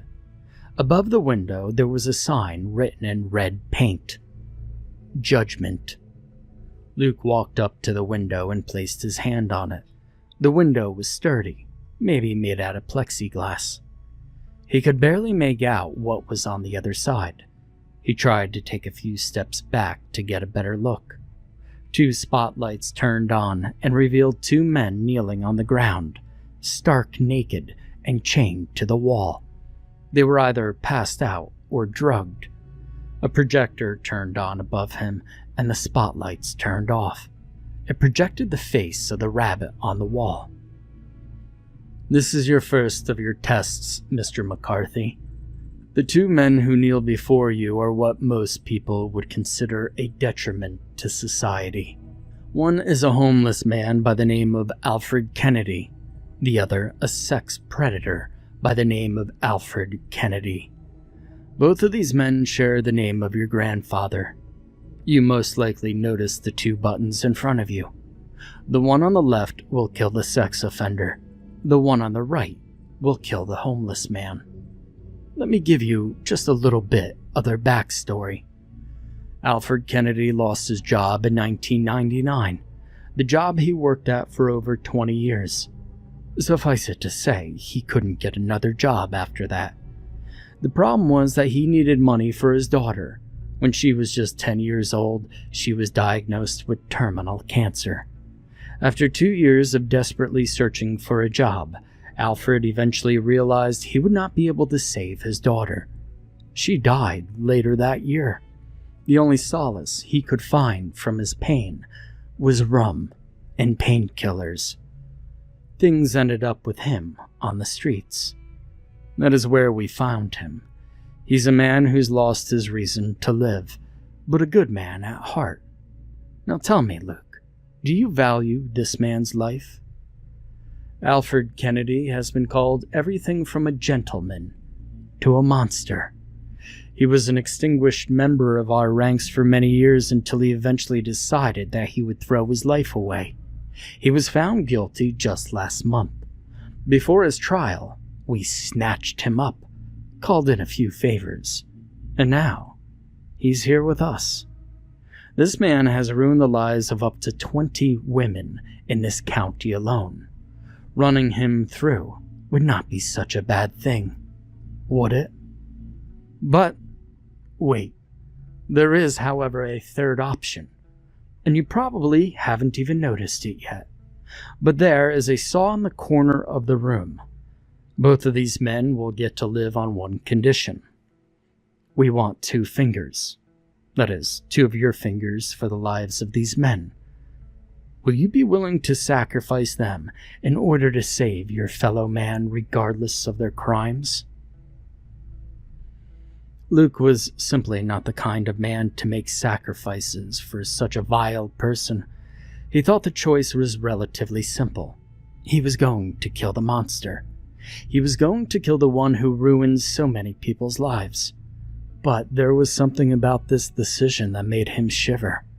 It made him apprehensive. He had never taken a life before. This would be a first for him. He wasn't the type to sacrifice for a monster, but he wasn't a monster himself. He stood there hoping that someone would make the decision for him. Luke didn't know if he could live with the guilt of taking another man's life. The situation was so surreal. Luke began to trace his steps, hoping that maybe he was dreaming. Maybe someone had slipped him something last night at the bar. This train of thought was interrupted by the current situation. He had to make a choice. Luke took the easy route. He pressed the button to kill the monster. The spike shot out immediately, piercing the man's chest. At least he wouldn't be awake to feel it, Luke thought. A few moments later, another spike came out from behind the other man, piercing his chest as well. Their blood began to trickle to the ground and pool around them. Luke fell to the ground, stunned by what had just occurred. Why did both of them die? It was his decision to kill one of them. Why did they kill both? This was not his decision. This was not his choice. And then the rabbit came over the speaker. I bet you're wondering why we killed both of them, aren't you, Luke? Well, we couldn't just let him loose to tell the world our secret, now could we? It's beginning to get to you. I could feel it. The utter hopelessness. How intoxicating it is to see you struggle like a fish caught on a hook. You know your struggling is for naught. Yet you continue because that's the only thing you can do. You struggle and pray for a quick death. But anyway, I'm getting a little ahead of myself. I should save the monologue for later. Well then, let's head off to the next room. A door opened up on his right. Luke did not move. He just sat there. The guilt and shame of what he had done had begun to swallow him whole. There was a civil war brewing in his consciousness. Part of him just wanted to stay here for as long as possible. He wanted to delay the inevitable. Trying to stop the death was futile, but he just wanted to sit here quietly. Luke wanted this to pass, but he knew it wouldn't. Once again, he rose to his feet and began to walk towards the door. The next room was pitch black. Nothing could be seen apart from a sign illuminated with a small spotlight. The sign once again was one word written with red paint. Sacrifice. The spotlights lit up the hallway one at a time, and once again there was a man naked and on his knees on the end of the hallway. But the long shaggy hair was familiar to him. His vision wasn't as good as it used to be, but it looked almost like George. He ran up to the man. It was George. There was a crowbar in front of him with a note attached to it. On the note it said, "A little gift, signed Mr. D." The rabbit's voice came on the speaker once again. "I'll keep this short, Mr. McCarthy. You're a smart man. Well, you're not that smart, but at least above average. I think you understand what you have to do here. Kill the man in front of you, or neither of you leave here alive." Just as quickly as the voice came, it left him. It left him with a simple ultimatum. Kill your best friend, or die. Luke stared at the crowbar once again. He was almost numb by this point. His senses had been flooded to a point where he felt like he was going to vomit. Luke wished for it all to be over. He had already killed 2 men this night. Did he really want to add another to the body count? George started to wake up. He looked up at Luke and began to speak. Luke, what in the hell are you doing, man?" he asked groggily. Luke couldn't say anything. He didn't know what the hell to say. Where the hell would he even start? Being kidnapped by men in animal masks and forced to kill for their entertainment seemed like something that could only happen in fiction. It was just a bad dream. Either that, or his sanity was starting to unravel. Either way, he hoped it would all end soon with him waking up, or him falling asleep for one last time. "Where the fuck are we, Luke? What are you doing with that crowbar? George was confused. It was obvious to him. He had no idea where to start. His throat began to burn and swell up. He couldn't tell if he was going to cry or laugh. George noticed the restraints. The man began to tug desperately at his chains to no avail. Luke tried to help him. He tried to break the chains and set his friend free, but a piercing screech came from somewhere in the room. Luke dropped the crowbar covering his ears and fell to the floor. After the sound stopped, the rabbit came on the loudspeaker once again. "Well, you didn't think I would make it that easy for you, did you?" "No, Luke, you're not weaseling your way out of this like your grandfather. This was your decision. Now you have to be a man and stick with it. Now, Mr. McCarthy, you pick up that crowbar and you get to work." "Who the hell is that? Luke, please tell me what the fuck is happening right now. Please." He was beginning to tear up. The reality of the situation was getting to him. He thought for a moment, maybe if he could just let them both die now, nobody else would have to die tonight. What happened next, he could never explain. He didn't know if it was out of cowardice or some kind of primal animalistic survival instinct. George began to speak, but Luke had made his choice. It was impulsive, yes, but it was a choice he came to regret for the rest of his life. "Please, Luke, I just..." The crowbar smashed George's jaw first. His shattered jawbone began to hang loosely below his mouth. Gurgled moans of pain were the only thing that came out of his mouth. Luke hit him again. Part of his skull had caved in, but the bastard was still alive. He just wanted it to end. He just wanted it to stop. Luke hit him again and again until the only sound that came out of George was the sound of the blood seeping from his open wounds. Luke panted, trying to catch his breath. His breathing was shaky and his heart was racing. This was his third kill tonight, but this time it was by his own hand. His heart wasn't the only thing that was racing. His thoughts were jumbled.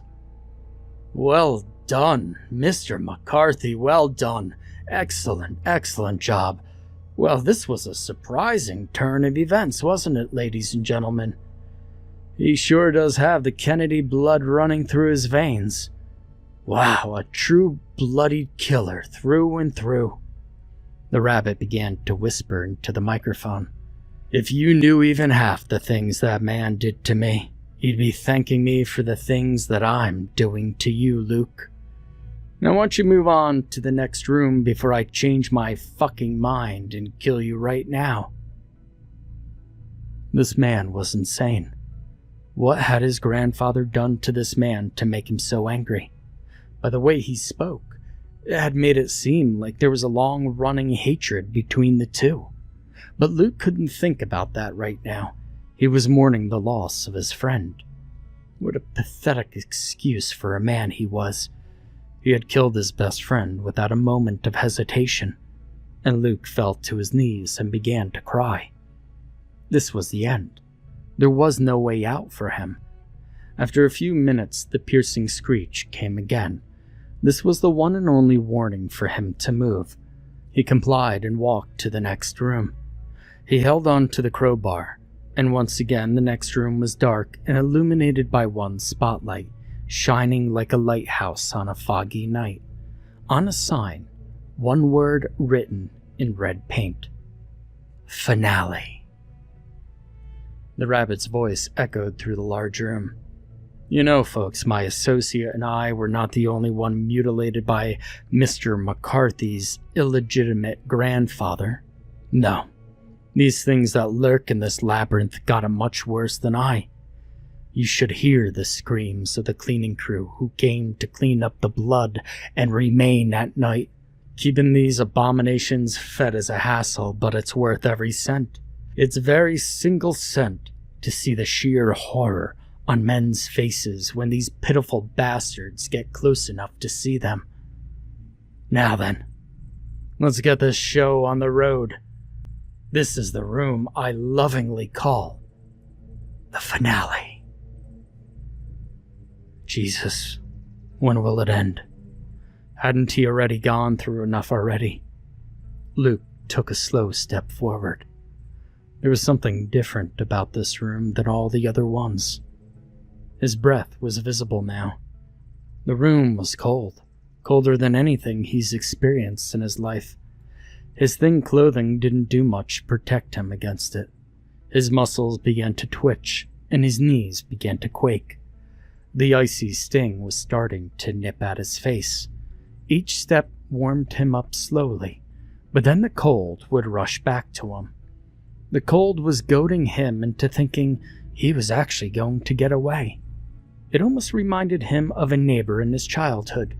That one boy would constantly goad Luke into arguments he could never win, and he had one of the most annoying laughs you could ever hear.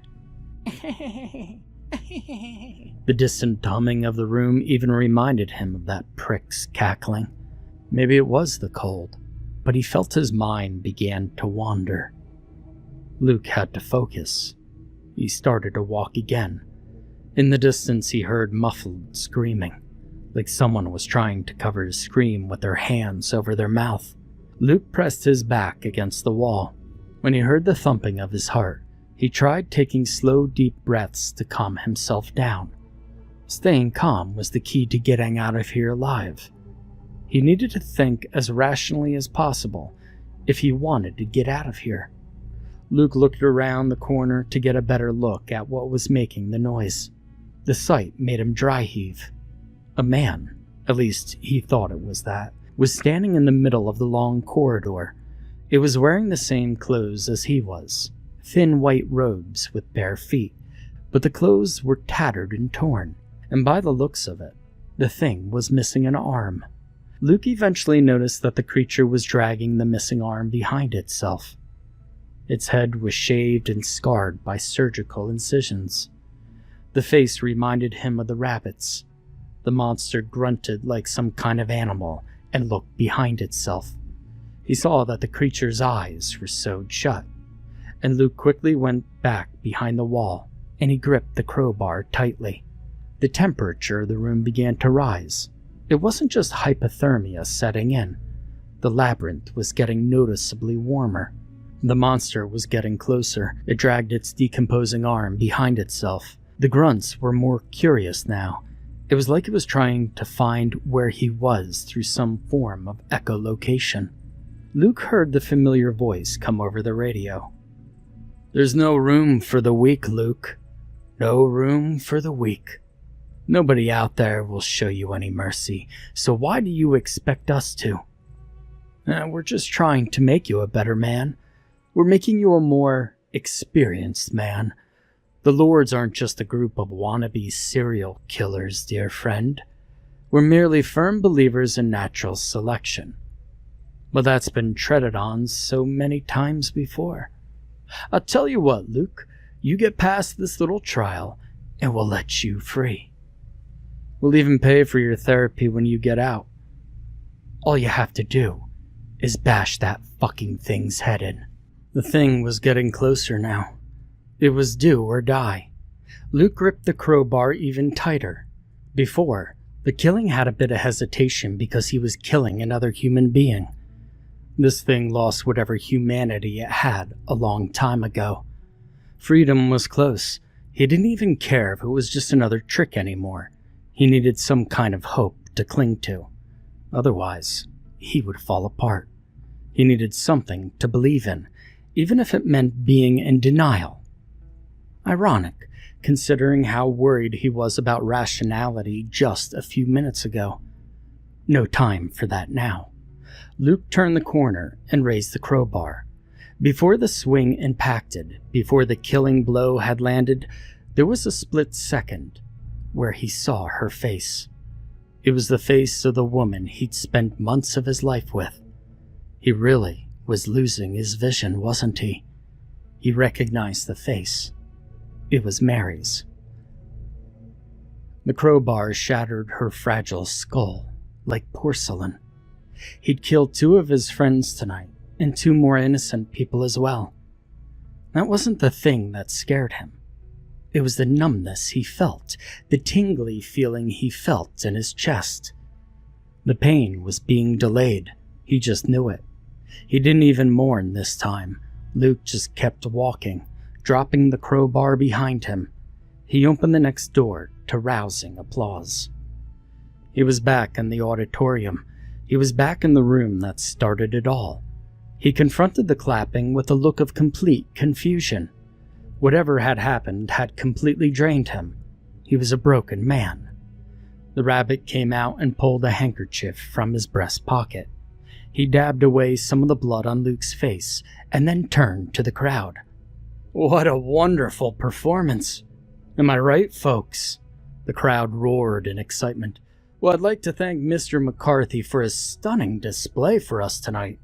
I mean, the raw emotions that we captured here tonight will stay with me for the rest of my life. So, how does it feel, Mr. McCarthy?" Luke began to mutter to himself, still staring at the crowd. The rabbit pressed the microphone to his lips until he heard his own voice over the speaker. "What if I tell everyone?" The crowd laughed. They laughed like he was some kind of child trying to grasp how the world worked for the first time. They knew it wasn't so simple. "Do you wonder why we wear these get-ups? I mean, didn't you even wonder why we went through the effort of putting such showmanship and vigor into this night? Well, it's because no one will believe you. Telling anyone is social suicide. Hell, they'll lock you up in a padded cell and happily listen to your deranged laughter, knowing that their bank account is full of the Lord's money. Now, I must wish you good night, everyone. The wife is cooking meatloaf tonight. I'll see you next year. Have a great evening," the rabbit said. He placed something in Luke's hand and then closed it for him. Then he whispered something into his ear. "We didn't kill you for a reason. Your grandfather was a monster. But then again, we all are. Welcome to the Lords, Mr. McCarthy. We hope to see you again next year." Then the man walked out like nothing had happened. The crowd began to get out of their seats and talk amongst themselves. Luke remained on the stage for around an hour, staring at his fist. After the crowd had cleared out, a door opened behind him and sunlight began to flood the room. Luke turned around and walked out the door.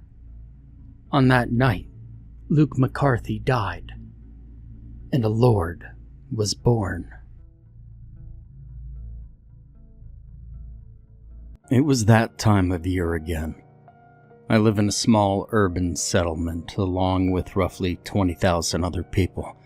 I'll try my best to keep the description brief. Barely anything usually happens here. We have an unusually low crime rate and people are freakishly very friendly, but I've never seen this as a bad thing. It's an average town, you could say. Townhouse, a court, one hospital, a police station, a fire station, 4 primary schools and 3 secondary schools, several religious buildings, 3 churches, 1 mosque, and 1 synagogue to be exact.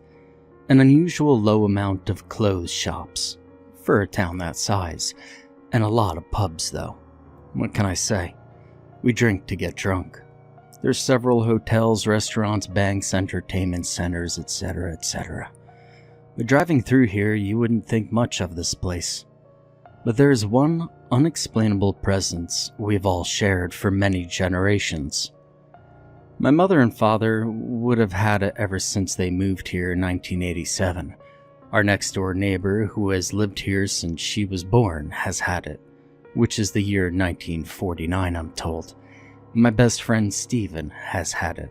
Actually, now that I think about it, everybody my age from my town naively posts about it on Facebook all the time.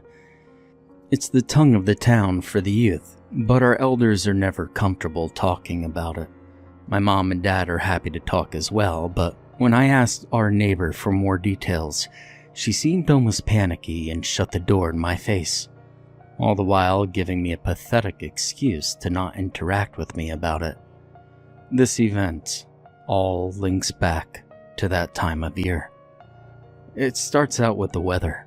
The cold, fresh air of spring is suddenly replaced by this horrible, heavy, humid atmosphere. Even just going to the shop feels horrible, and it's hard to breathe. Thunder is frequent at nighttime, but the weird part is, there is no lightning or precipitation. It's just this loud rumbling from the depths of the sky. Next are the animals, and I'm not just talking about the average household pets like literally the cats, dogs, birds, ducks, and rodents. It's all of them. Ducks don't stop quacking and birds fly in circles and become, well, idiots basically. They start flying into cars, buildings, and trees. And the same goes for people with tropical birds as pets, non-stop tweeting and flying into the rail of the cage. As for rodents, they dig holes in people's gardens, which is a nightmare for hardcore gardeners like my father. Now, I have 2 dogs at home, one male and one female. The male becomes agitated and extremely paranoid. All day he will stare out of the window with absolute concentration, almost like he's in a state of total focus, ears fully pricked up and shaking and whining all day long. I've seen mental patients that seem more at ease than him. Any little sound or movement from outside will make him go apeshit. My family and I decided it would be best not to disturb him during this time. Anytime he's not barking or whining, he's howling. And this is quite odd because he's a Chihuahua. The Huskies and German Shepherds do it as well, but it seems normal coming from them. My other dog now is a different story. For this period of time, she sits in her basket solemnly sulking, breathing heavily. She'll barely even eat, which is very out of character for her. She looks completely miserable. I didn't even think this could happen to dogs. She's a Jack Russell and a King Charles hybrid, and because she's a female, it's in her nature to be calm and courteous. But this is just disturbing. You can rub her on the ears, and she loves that. Put food right in front of her nose or call her name repeatedly, but nothing will work. It's like she doesn't exist for the week, like she's alive in another universe. Her body is functioning, but she's not there. And if you think that I had it bad, you should hear about my friend Emma. She owns 2 cats, both female. This week is when the cats just turn into complete lunatics. It's so saddening and disheartening to see all the dead cats at the end of the week. Whatever's going on, it just turns the cats into bloodthirsty savages. Emma dreads this week every year. Cats are kept separate for a whole week, but it's not just other cats they attack. Emma's cats have been known to attack her as well. Oddly enough, though, this only occurs during the night. Over the last few years, she's complained of menacing meows coming from both ends of her bungalow. One night, 2 years ago, she actually left her bedroom window open while the cat was in the back garden. She awoke at 7:30 a.m. to a searing, stinging sensation shrouding her scrawled and scratched face. She didn't come to school for the rest of the week. She still has one scar below her left blue eye to this day. And for everyone, the animals are what concern them the most, but for me, it's the dreams that I have. I'm not the only one to get them. In fact, I'm pretty sure everyone in town gets them around this time. The only way to describe these dreams are strange. They're just not out of the blue kinda weird though. The stories we have shared with each other about our dreams simply cannot be explained by the average human being. To put simply, they're bizarre. Nothing particularly wrong with them most of the time. In fact, these strange dreams are normally funny. A few I remember is my family trying to get a snake out of the house, even though there are no snakes in Ireland. It seems pretty normal. I'm not really sure why that one stands out though. Other strange dreams during this period have included me being the spectator at a boxing match between Anne Frank and a baked potato. A feeling of complete joy when I found the matching pairs for all of my odd socks, and me being the captain of a submarine filled with 600 people. However, all the people were just the closest members of my family. So, there's 200 sisters, 200 mothers, and 200 fathers, which is slightly odd, right? But those were the nice dreams. There were a few, however, that were a little more sinister. Every year during this week, I would have at least 2 nightmares, as far as I could remember. The most I've ever had is 3. One that stands out was me in the middle of nothing, literally surrounded by total blackness. Not darkness, blackness. Darkness is where there is an absence of light, but this place is just a void of everything. Every time I looked down, up, back, forward, I just saw nothing. Like I was blind, like I was trapped in a big black box. I tried running, but it felt like I was just running at standstill. To keep up with my own sanity, I was terrified. After a while, though, I began to hear a faint sound. It only took me a few seconds to realize, but it was the old alarm siren used in Britain during World War II to signal that the Germans were about to attack. This sound always used to scare me, but for some reason, I felt a sense of relief when it came on during my dream, a feeling that I wasn't alone. That didn't last long when I suddenly heard the faint sound of a young child weeping. Not the, I didn't get what I want and now I'm going to throw a loud hissy fit kind of cry, but the child was experiencing genuine emotional pain for the first time and just didn't know how to react. Just a silent weep. It wasn't just that I could hear this, but I could also feel the pain too. It was like a mass mix of emotional torment and blinding confusion. The feeling of, I'm an innocent child. Why do I feel this way? As an impending nightmare was due for this week, I decided to set my alarm for 3 a.m. to wake me up halfway through it. I may not be able to sleep afterwards, but to be honest, I was just sick of that weak mental state feeling the whole day after you experience a horrible nightmare. You never know. Maybe I'd get lucky this year and just have a lot of pleasant yet strange dreams. So I set the alarm and I read a book to help me get sleepy. It was as soon as I had closed my eyes that I had drifted off. Later that night, as expected, I gained consciousness in a dream. At first, I wasn't exactly sure what was going on, but judging by the feeling of dread in the dark, damned atmosphere, this wasn't going to be pretty. I was trapped in my parents' suite bathroom. The room was dark, and the sky outside was a very dark shade of purple. Out the window, I could see no moon, but there were several stars shining very brightly. I had no clue where I was. I could hear faint piano music coming from the attic. It wasn't like a hauntingly peaceful melody, though. It was like a 5-year-old child violently smashing it randomly. However, whoever it was playing it in perfect rhythm and was only banging the high notes. To put it straight, they were playing utter gibberish, yet they knew exactly what they were doing. I wasn't even sure that made sense. Now, this room is probably the smallest in my house, only behind the cloakroom and the heating press. I put my hand on the door handle, but I couldn't leave. Not that the door was locked or anything. The door might have or might not have been locked. I didn't even know. My brain wouldn't let me push down the handle. I tried, but my arm wouldn't budge. I panicked and I grabbed my right arm with my left, and I tried to push it down, but my arm just wouldn't move. Hell, I tried kicking the door and running into it. Nothing. I sighed and accepted that I was stuck here. I approached the other side of the room. I profoundly refused to even look at the mirror. I just decided I'd just try waiting this out with that god-awful piano music playing in the background. But suddenly, without me even realizing, my head started twisting towards the mirror slowly.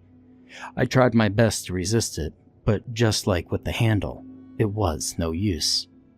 Slowly but surely, my entire body slavishly drifted towards the position where I'd be posed perfectly in front of the mirror. I tried to turn my head, closing my eyes and looking the opposite direction, but I simply had no control. I was left staring at my perfectly lit up reflection for some time.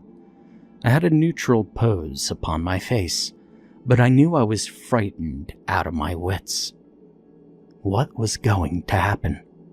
Why was this happening? When will it end?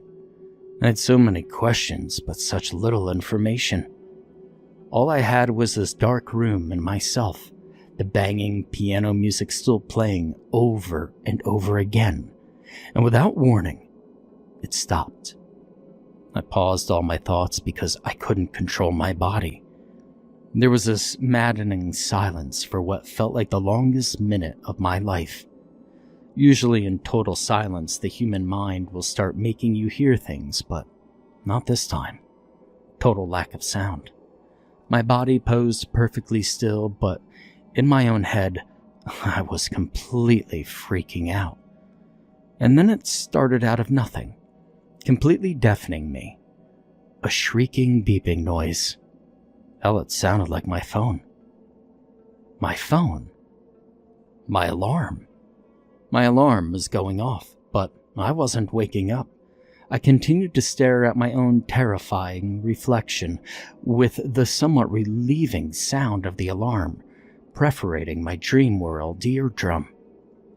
The alarm getting louder and louder and louder, the piano music started again, blending in with the alarm's beeping.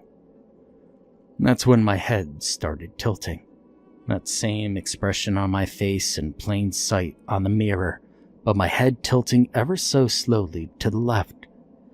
With every bang of the piano, my head would move the tiniest bit, but the rest of my body stayed perfectly still. All I could do was watch until I got it to the point where my head was bent down at an impossible angle to even still be alive. My neck and head hung loosely from my shoulders, still with the same blank expression, like nothing was happening. But then that changed too. A demented smile started to grow on my face. The piano banging from the attic started to speed up as the alarm music started to become twisted, switching back and forth from playing normally to backwards, and the volume and pitch started to become distorted, playing at different volumes. The smile kept growing and growing until you could see even my wisdom teeth. My hazel eyes opened wider and wider as my pupils swelled up my entire iris. Blood started to drip from the sides of my mouth as the smile started growing beyond my cheeks. The piano music no longer had rhythm or was professionally played. It just sounded like somebody repeatedly smacking their head off of the keys as high and low notes were going off, sharp notes clashing with flat ones. My entirely black iris started to shake in my eyes as blood rushed down from both eyes, and the once enormous smile on my face was now a gaping hole in my head as my teeth fell out, one by one. The black iris in both eyes shaking furiously out of control. I suddenly froze. Everything froze. The music froze. What now? I don't have an attic. I don't even have a piano. I woke up screaming as if I had just been stabbed in the damn leg. Today was not going to be a good day. I opened the window to get a breath of fresh air, for getting the air was still humid and horribly wrong. There was no wind whatsoever. I walked downstairs to get some food, and my family were all acting normally. Nothing unusual going on between them. I checked my phone to look at the time. The thought of it even looking at that thing only sent shivers down my spine. I checked it to see if anything was off. One new text from Emma. Well, that was expected. I usually do. My withering senses, however, were new. I was becoming paranoid all of a sudden. This is the first year that this had happened. Emma had texted me asking what time I was getting to the bus for college. It was things like this morning, which I was extremely grateful for. My ordinary, boring life. It had settled me down from my traumatizing night. It had been 7 days now. I was just now waiting for the next few days just to fuck off. I enjoyed my average daily weekday walk down to the bus stop, only with just one bit of thunder startling me on my way. I approached Emma waiting for me at the stop, wearing her usual headband with a daisy attached to it. Now, she was a bit of a hippie. She was fiddling with her long blonde hair, staring off into the distance. She looked like she had something bothering her. I could tell by her facial expression. I'd known her for about 10 years, and these were always her actions when there was something making her feel uncomfortable or upset. "Hey, what's up?" I asked. "Hey, the usual, and you?" she replied. Yeah, definitely something wrong. Usually her response would be sarcastic, witty, or even teasing, often insulting me. But that's what I loved about her, one of the best personalities that I knew. "Are you sure?" I inquired. "You seem a little off," I admitted. "Oh, it's just that time of year again, you know. Had a pretty messed up dream last night," she replied. "Ha, well, you're not the only one," I said. "I had an awful dream last night." "Yeah, but you deserve one though, you shithead," she said with a cheeky little smile. "Ah, there it is." I giggled it off. "Well, what was your dream about, anyway?" "No way I'm talking about mine, fuck." "You pussy," she exclaimed.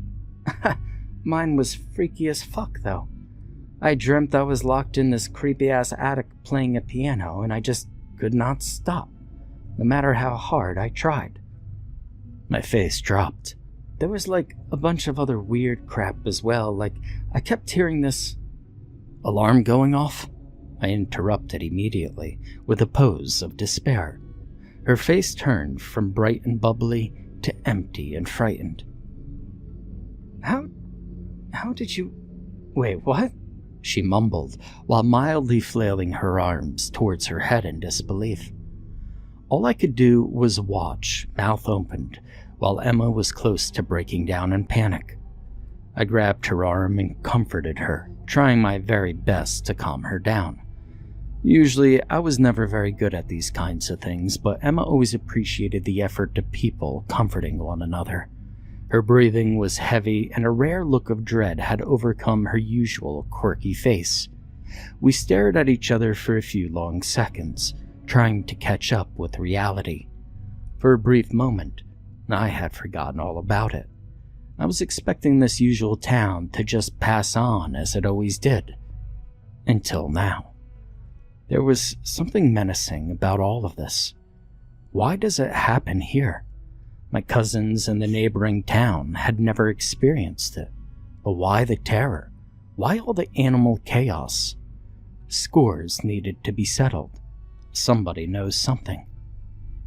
"We need to talk," I told her. No response. That was a yes. She knew something.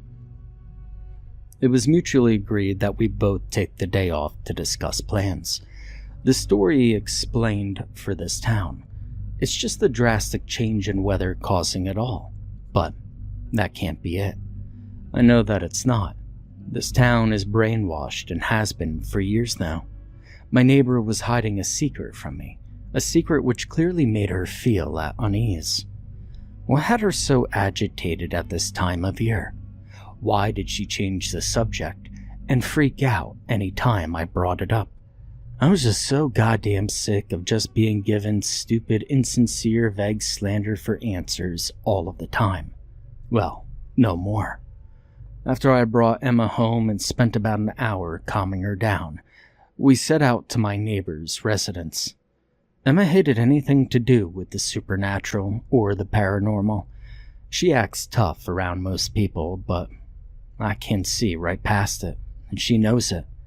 She won't watch any horror movie that doesn't have any logic behind it, always giving some abysmal excuse to everybody, while at the same time texting me complaining why we have to watch such filth.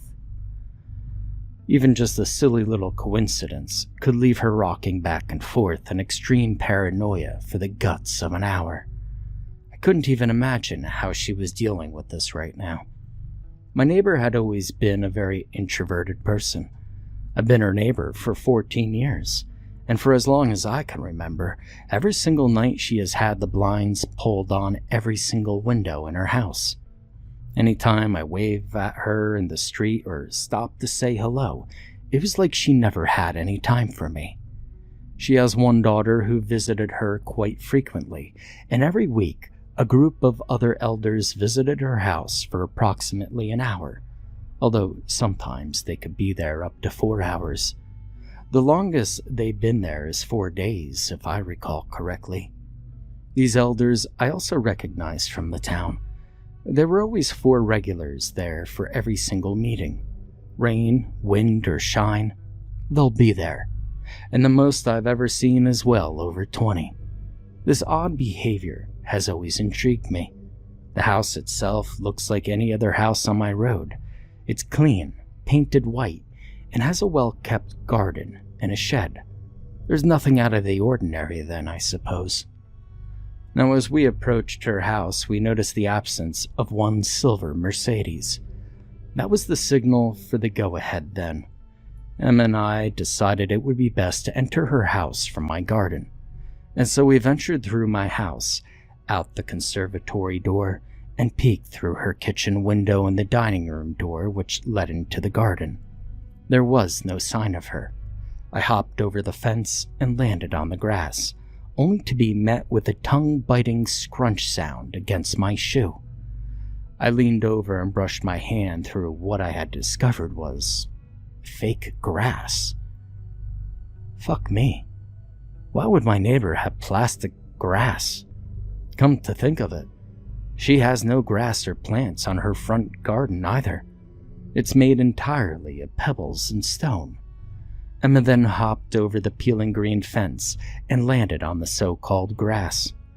I stretched my hand out and rubbed all her flowers, trees, and the bushes. These were all artificial as well. I honestly didn't know what to make of this. I'd never noticed this before. It all looked so real. To have your garden reshaped like this just must cost her an absolute fortune. Emma stared at me with a concerned perplexity. We spaced out for a while, trying to make out what this was all about. We agreed to keep going before she got home. She ran ahead of me and looked through both windows, and that's when I noticed something absolutely horrifying. The daisy in Emma's headband, it was curling up, all the petals turning brown in seconds, the stem turning into a disgusting murky dry yellow color. Sure, the daisy was already dead, but rotting just as soon as we got into the synthetic garden, and at that rate, I thought it was best not to say anything. Emma then jerked on the door, but nothing. We tried all the windows on the side and the back of the house. They were all locked, and that's when Emma took a clip from her hair and started twisting and turning it into a picklock. She stuck it into the keyhole and fiddled it around for a few seconds before we heard the victorious click of the lock giving in to our demands. Emma crept inside and instantly turned around to me with a wrinkled-up facial expression. As soon as I set foot in the house, I knew that she was signaling. The smell. It was just the overwhelming smell of tar. Now, this house looked like the ordinary suburban 80s house, but the inside looked like an 1800s cottage. Her kitchen table was just a large slab of marble. I desperately looked around for a light switch, except there were no lights. I looked around one more time. All candles and fire-lit lamps. No plug sockets could be seen. The only light coming from outside, and seeing as there's no sun, the atmosphere in here was absolutely miserable. I checked around one last time. There was absolutely no electricity at all. Candles decorated the counters, stoves and pots scattered everywhere as well. This was a total clash to the synthetic garden within eyeshot of us both.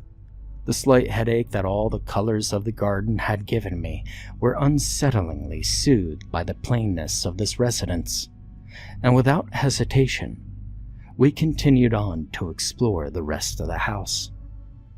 The hallway was laid out pretty similarly to the kitchen and dining room. No lights, stone walls, and creaky wooden floors. You would expect this place to be freezing, but it was much warmer than the kitchen. The smell of tar was now much stronger, and Emma and I were finding it very difficult to breathe. As we went through here, my vision started to blur, and my pace started to stutter. I resorted to a clumsy, disoriented mess within a rapid space of time, struggling to make any sense of the situation. And then suddenly, there was an unexpected thud. Now I half-heartedly hauled my heavy head to the source of the sorrowing sound. After half a second of tensing my focus, I saw that Emma had lost consciousness and collapsed to the ground like a rag doll. After the realization, I made my best effort to struggle over to her assistance. For now, this needed to wait. We both needed to leave. I limped to my best efforts over to her body laying in a heap on the dark, damaged floors. I placed my left hand on her warm left arm and grabbed her right shoulder with my right arm. I hoisted her up as quickly as possible as my vision started to fade into darkness, merging objects into indistinguishable blobs. I slowly stumbled towards what I made out to be the front door, and I placed my hand on the knob and twisted to only confirm my worst fears, that it was locked. Now I literally had seconds of energy left. It would have taken a miracle for me to make it back down out of the backyard before I had passed out, and with nothing left to lose, I headed for the hallway door leading back into the kitchen. As I was leaving the main part of the hall, something had caught my eye. It was where the stairs were supposed to be. It was just 2 doors. I paused and gazed over with all the attention I had left in my brain. Suddenly fearing for my safety, I thrashed towards the exit with the mightiest effort I could afford. I could never put Emma in danger like this. I could never forgive myself if something ever happened to her on my hands. On my watch, I was determined not to let anything happen to my best friend in the world. So it was now or never. I was resolute to just get out of here, and fast. But fuck me, everything went black. My vision was completely gone. The last thing I remember feeling were my knees crashing down into the ground with a sudden feeling of failure and misery. The optimistic, determined thoughts once zipping through my head during those final moments were now replaced with total eerie quiet, a lack of understanding and emotion. We had collapsed, together in arms, waiting inevitably for whatever fate we had brought upon ourselves. A queasy, nauseous feeling dominated me when I had regained consciousness. It had taken me a few seconds to recall the events of what just happened earlier. Disoriented, dizzy, and bewildered, the seriousness of the situation had slapped me like a hot, wet towel. The smell of tar was still present, but I was unsure as to whether it wasn't as bad as it was upstairs, or if I had just become used to it.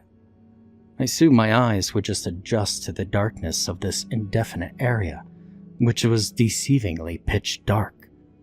When I turned around then, I was hideously surprised to see a slab of white concrete, like the one in the kitchen, in clear plain sight, just as it was in my dream, like a painting set on a black canvas. No, there's no way. This couldn't be possible. I looked around this room, and that's when things took a turn for the worse. Menacing, brutal, and downright disturbing decorations lingered around this space. Hanging from the ceiling from nooses were dead foxes, dogs, cats, and even small rodents such as ferrets, rats, and even little pet hamsters.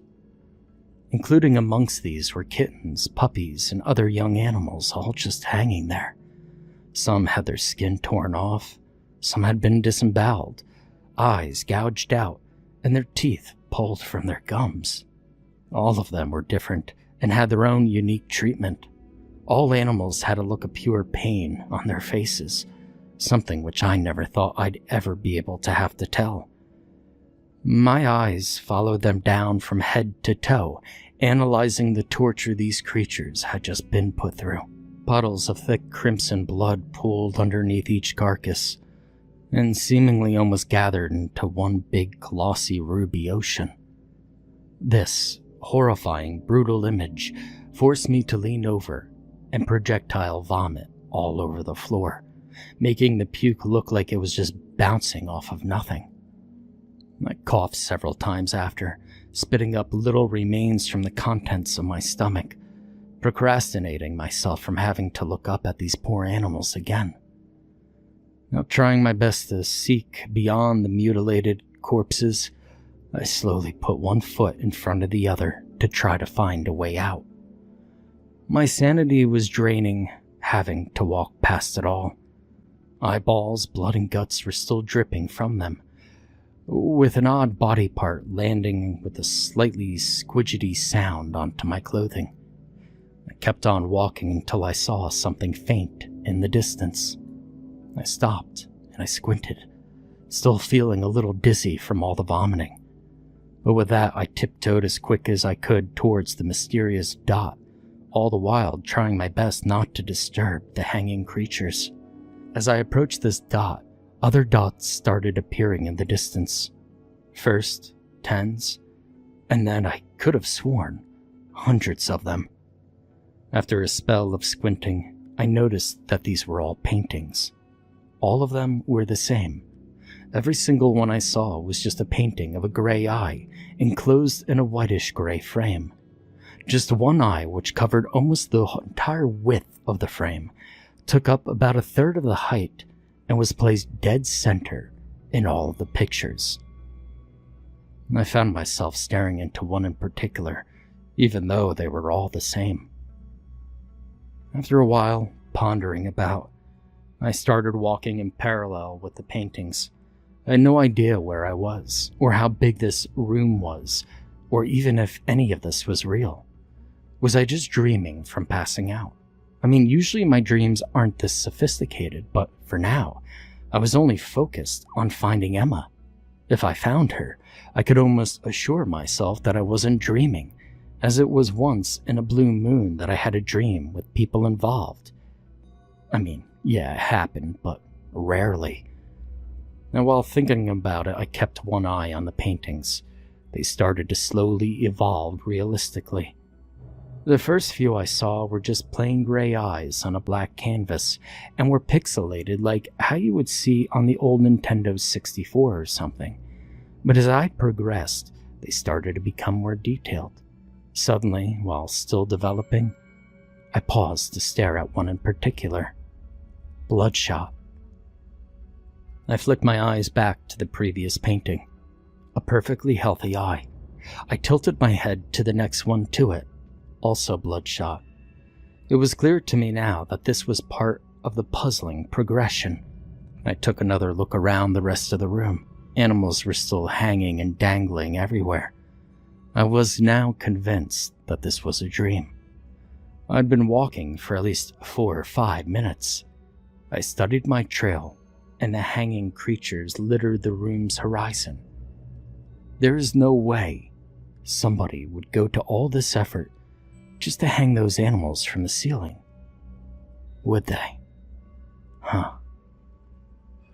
I continued forward with constant alternating attention to the paintings and the animals, looking to suss out an upset in the pattern. It was because of this that the smallest little factor had caused me to jump out of my skin with sheer fright. A ringing. I had no idea what it was, but it was very faint. I started to do a mild jog, but keeping alert. To my much unwanted revelation, this ringing was starting to sound a lot like screaming as I started to advance towards the source of the noise. And with that, I halted to a sudden stop.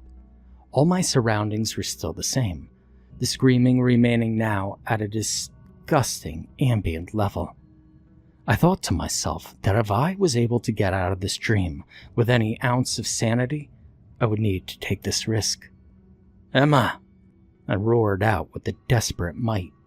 The screaming stopped. All sounds of any sort stopped, the room all of a sudden lacking an echo.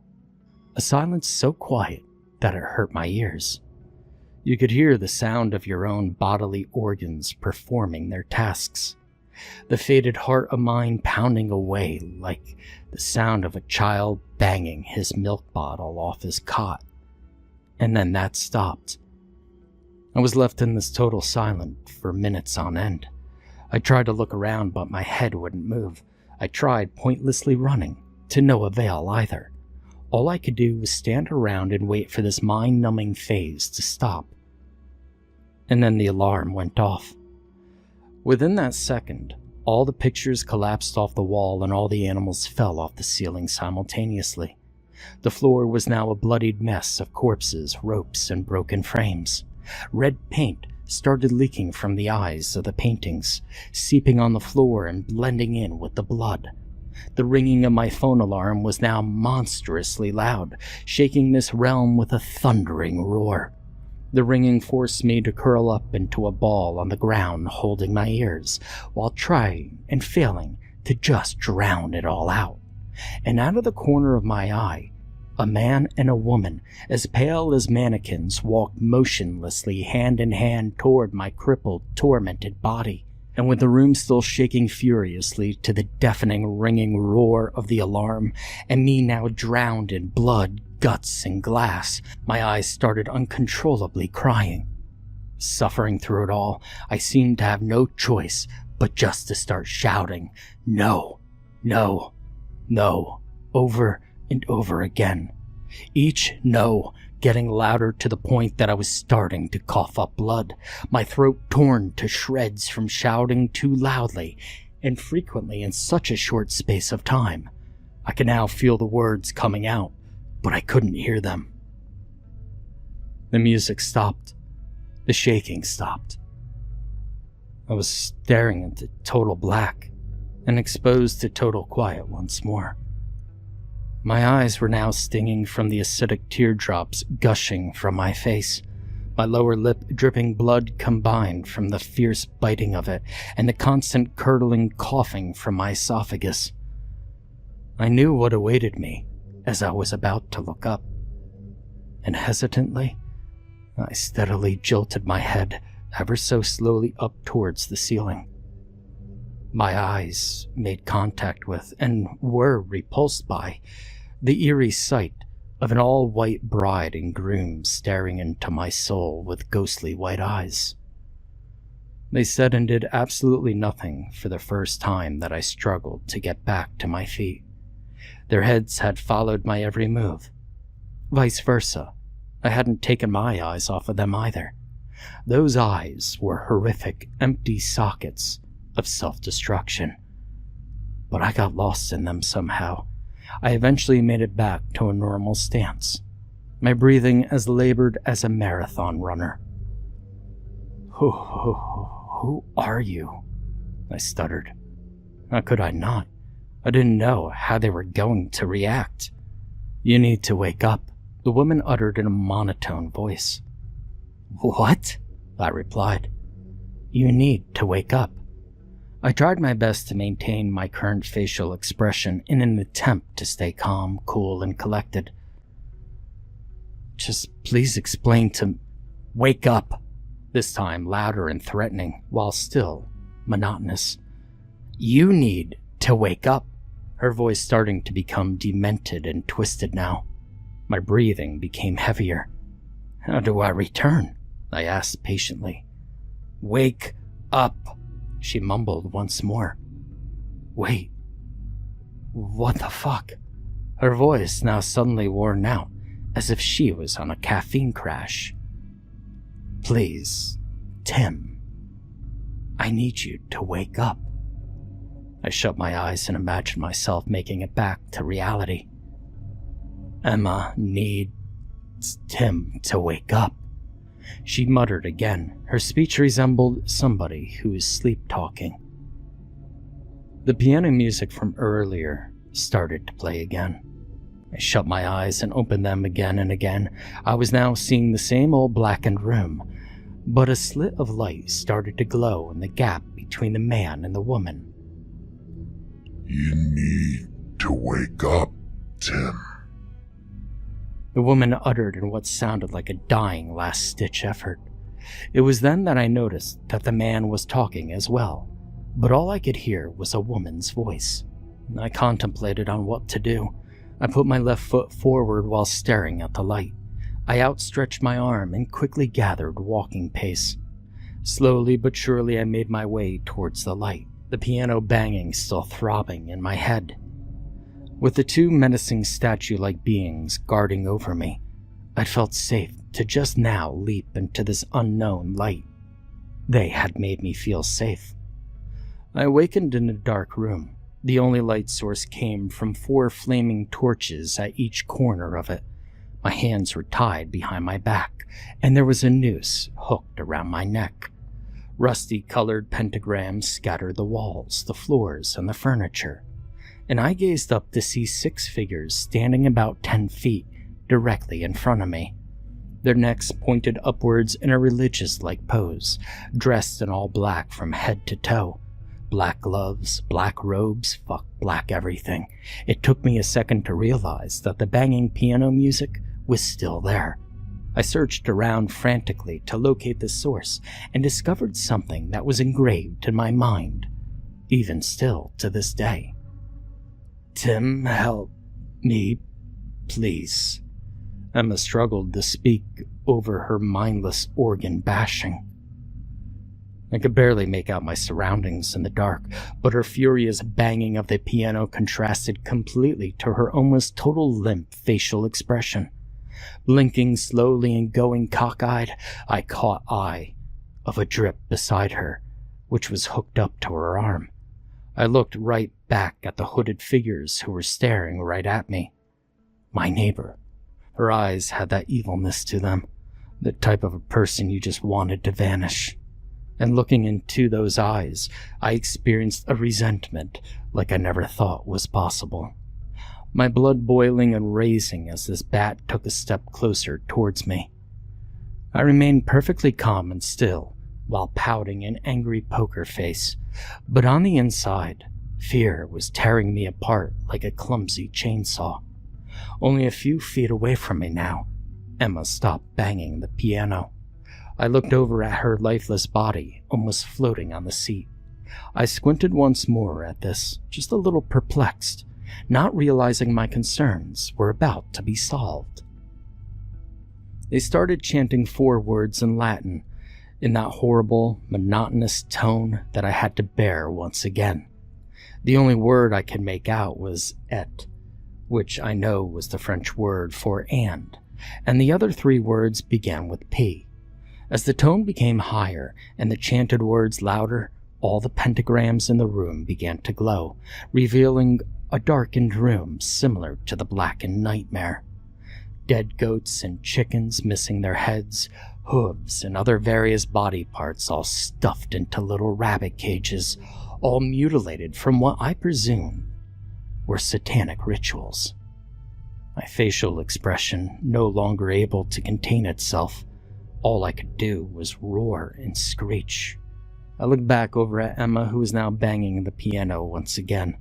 I noticed that 4 strings were attached to her, 2 to each arm. My eyes followed the strings up near the ceiling, where I laid my sights on a marionette, which was bouncing up and down by what I understand to be just totally thin air. With the pentagrams now lit up, one of the hooded figures ran up behind me. The chanting continued, but the hooded figures stopped completely, standing there and staring at me. The piano music continued its noisy path. I felt two cold, bony hands press against my back. I gripped my teeth and continued to hysterically struggle in the ropes. I heard a whisper in my ear, a cold, almost smoky kind of whisper that seemed to rush through my brain and slice it up. Goodbye. And without even thinking, I jumped up and gave a mighty bolting kick like a horse to the evil little gremlin behind me. I posed my feet on his abdomen against the wall behind us, my neck now loose in the noose. I lifted up my neck and I pulled my head out, thumping to the ground face first. My nose now stinging, but I didn't give a shit. I now was fully focused on getting out of here. I rolled over onto my back and used my clenched fists to push myself back up to my feet, and by the time I had, the other 4 hooded figures had rushed to the man's aid. I started to escape. Flashbacks of the white-eyed woman began to appear in my mind. You need to wake up, and running in my mind over and over again. This only made me more determined to escape. All the cages opened up, and the animals started flying towards me. Chicken claws, goat's eyes, even a horseshoe had caught me on the knee. I was in a tremendous amount of pain, but I continued toward the steps that led towards the door. The violent piano music, the pale-eyed woman, and now the twisted ringing flurrying into a harrowing whirlwind of dread and terror. The water now gushing out of my eyes can't even be labeled as tears, as I simply had no emotion. I was simply oblivious to everything around and focused with all my own thoughts. As the 4 hooded figures were now chasing me, I ran into the door, not even a little considered about the pain. The door seemed to quietly dishinge in slow motion as I landed face first into the tiled hallway. I laid eyes upon the front door and gasped in overwhelming joy. I once more rolled onto my back and wiggled as fast as I could backwards towards the door as the hooded man ran with determination. I gazed at them in unobvious despair, as I had now just gave up. My efforts gone unrewarded, it seemed. At least I had tried. But on the contrary, they all miraculously fell to the ground simultaneously as soon as they had gone past the door. Life resumed to normal motion as I watched them suddenly suffer horribly. I caught a glimpse of one of their faces, which were suddenly turning into a burning hot pink and covered in expanding facial boils. Their screams were painful to hear, sure, but at the same time, relieving. I looked up once more above their heads and saw that this was one of the 2 doors that Emma and I had seen earlier before we had collapsed into nothingness. I stood up and ran to the kitchen, remembering the front door was locked, but that Emma had used a picklock to open the back door earlier on. And with one last peek, I saw the spine-chilling basement now totally engulfed in flames, with no sign of that repulsive woman escaping. Good. Let the bitch burn. I hope she stays alive down there forever, burning. I placed my hands above the flame of a candle in the dining room while glancing at the slab of marble I had encountered earlier. The smell of tar seemed almost inconversant to me now. Latin writing decorated all of it, and one particular sentence had caught my eye. I couldn't remember back then what it had said exactly, but I instinctively knew that it was the same words. The words had now brought back my recent experiences. I spewed vomit all over the floor, along with a few drops of blood. I felt a burn on my hand and heard the rope drop to the floor, the heat from the basement now starting to radiate, and with that, I jerked at the sliding glass door which would lead me back to the synthetic garden and eventually to freedom. But it was locked, of course. I grabbed the candle holder, ran back with all the mighty strength of a desperate creature, flung the object at the window, and it gave out with a mighty smash. I quickly maneuvered through the glass and ran and jumped the green, rotting fence once again. I was home. I entered my house through the conservatory and went through to the bathroom. my noose now red and swollen from my experiences. Little drops of blood decorated my face and clothes, with a big blob hiding just under my nostrils. I stripped naked and I got into the shower, throwing all my clothes in the back of my wardrobe. I wasn't going to be wearing them for a while anyway. I thanked my lucky stars that my parents were gone. There was no way I was going to have to explain anything to them. Now about a month has passed since the events I just described, and I'm sitting on the couch with my father about to watch RTE News. This has been my routine now for the last month. They think it's for a different reason, but I need not explain why. That woman? Why is her house still intact? Why is she still intact? She seems just as normal as ever, like nothing ever happened. I've lost about a stone in weight, but why should I eat much?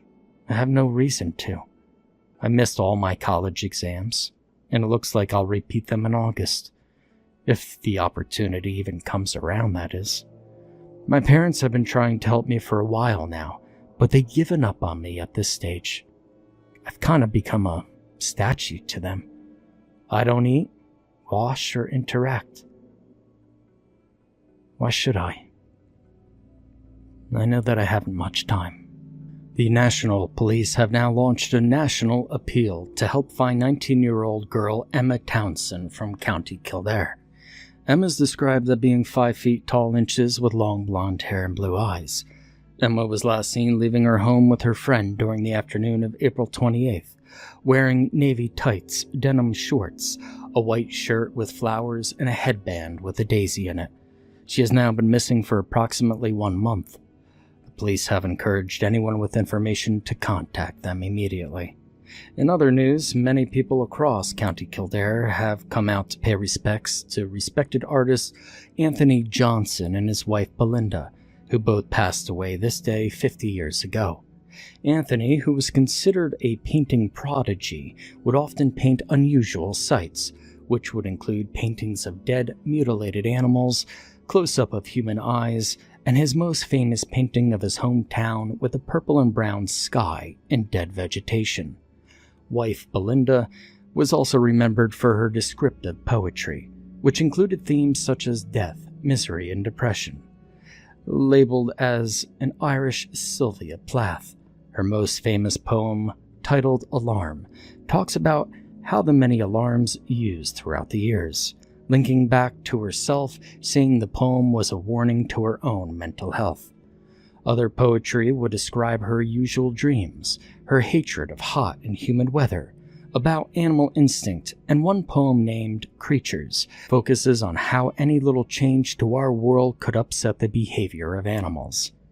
On May 26, 1963, Anthony had hung himself in his home while his wife was found dead beside him on his piano.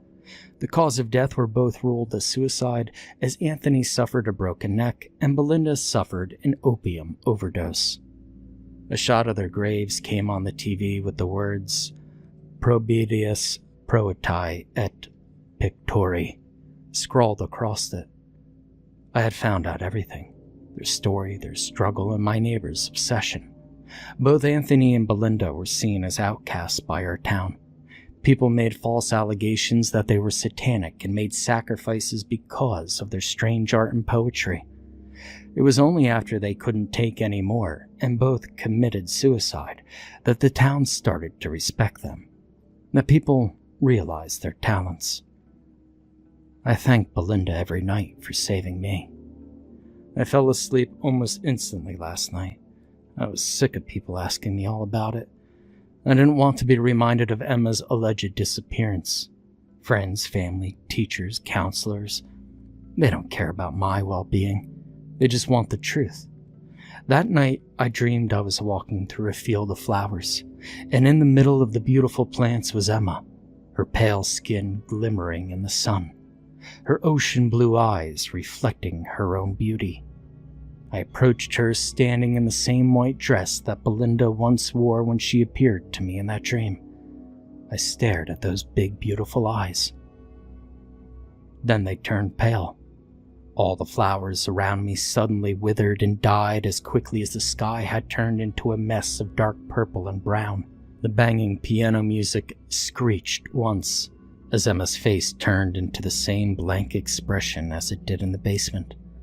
I felt my neck twist down past my shoulder once more as a maddening grin grew right across my face. I couldn't see it, but I could feel it. I saw the blood trickle onto the deceased field as Emma's skin turned into the numbing blue corpse color. Emma is trying to warn me. Belinda is trying to warn me. And I could feel it when my neighbor glances at me. That I know that she is coming for me. On September 22nd, 2018, Michael met a girl on the subway. She entered his life as mysteriously as he left mine. On that day, he found something he had always been searching for, and in payment, he lost his future. I don't think Michael's friends and families know what really happened since that first meeting, and why it was so significant. The police certainly didn't know. Only Michael really knows. And me. I know because I was there. I saw it all. Or, well, most of it. I don't know if they really want to know what happened to their loved one, and they probably wouldn't believe me if I told them. So, I'm writing this down for someone to know, so that someone out there will know their story. I think it's what Michael would have wanted. And maybe Madeline, too. On that Monday morning, Michael sat down on the L train with his headphones on, making the commute to college that he made almost every weekday. He was a shy kid, still unsure about being a grown-up, but not a kid anymore. The in-between is hard to navigate, and I know that all too well. Michael never talked to anyone. He often did homework or read a book. His fiction of choice was usually horror or short story collections, or both. I always like to take note of what most people are reading on public transit. It's so rare these days. But on that morning, however, a girl sat next to him. She walked down the aisle, looking left and right for an available seat, and she made eye contact with him. He moved his bag for her, and she smiled and nodded and sat down. The girl had chin-length lavender hair with lovely dark eyes and prominent dark eyebrows.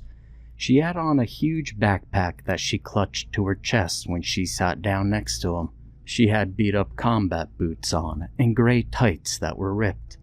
Her charcoal denim jacket had pins on the front and an embroidered patch on the back. The patch showed a cartoon Red Devil woman. Over the top, it said, La Diabla. Her flannel shirt underneath was also ripped. I noticed that the knee showing through the ripped jeans was bruised and scratched, like she had taken a bad fall. She was really a beautiful girl, if not a little rough around the edges.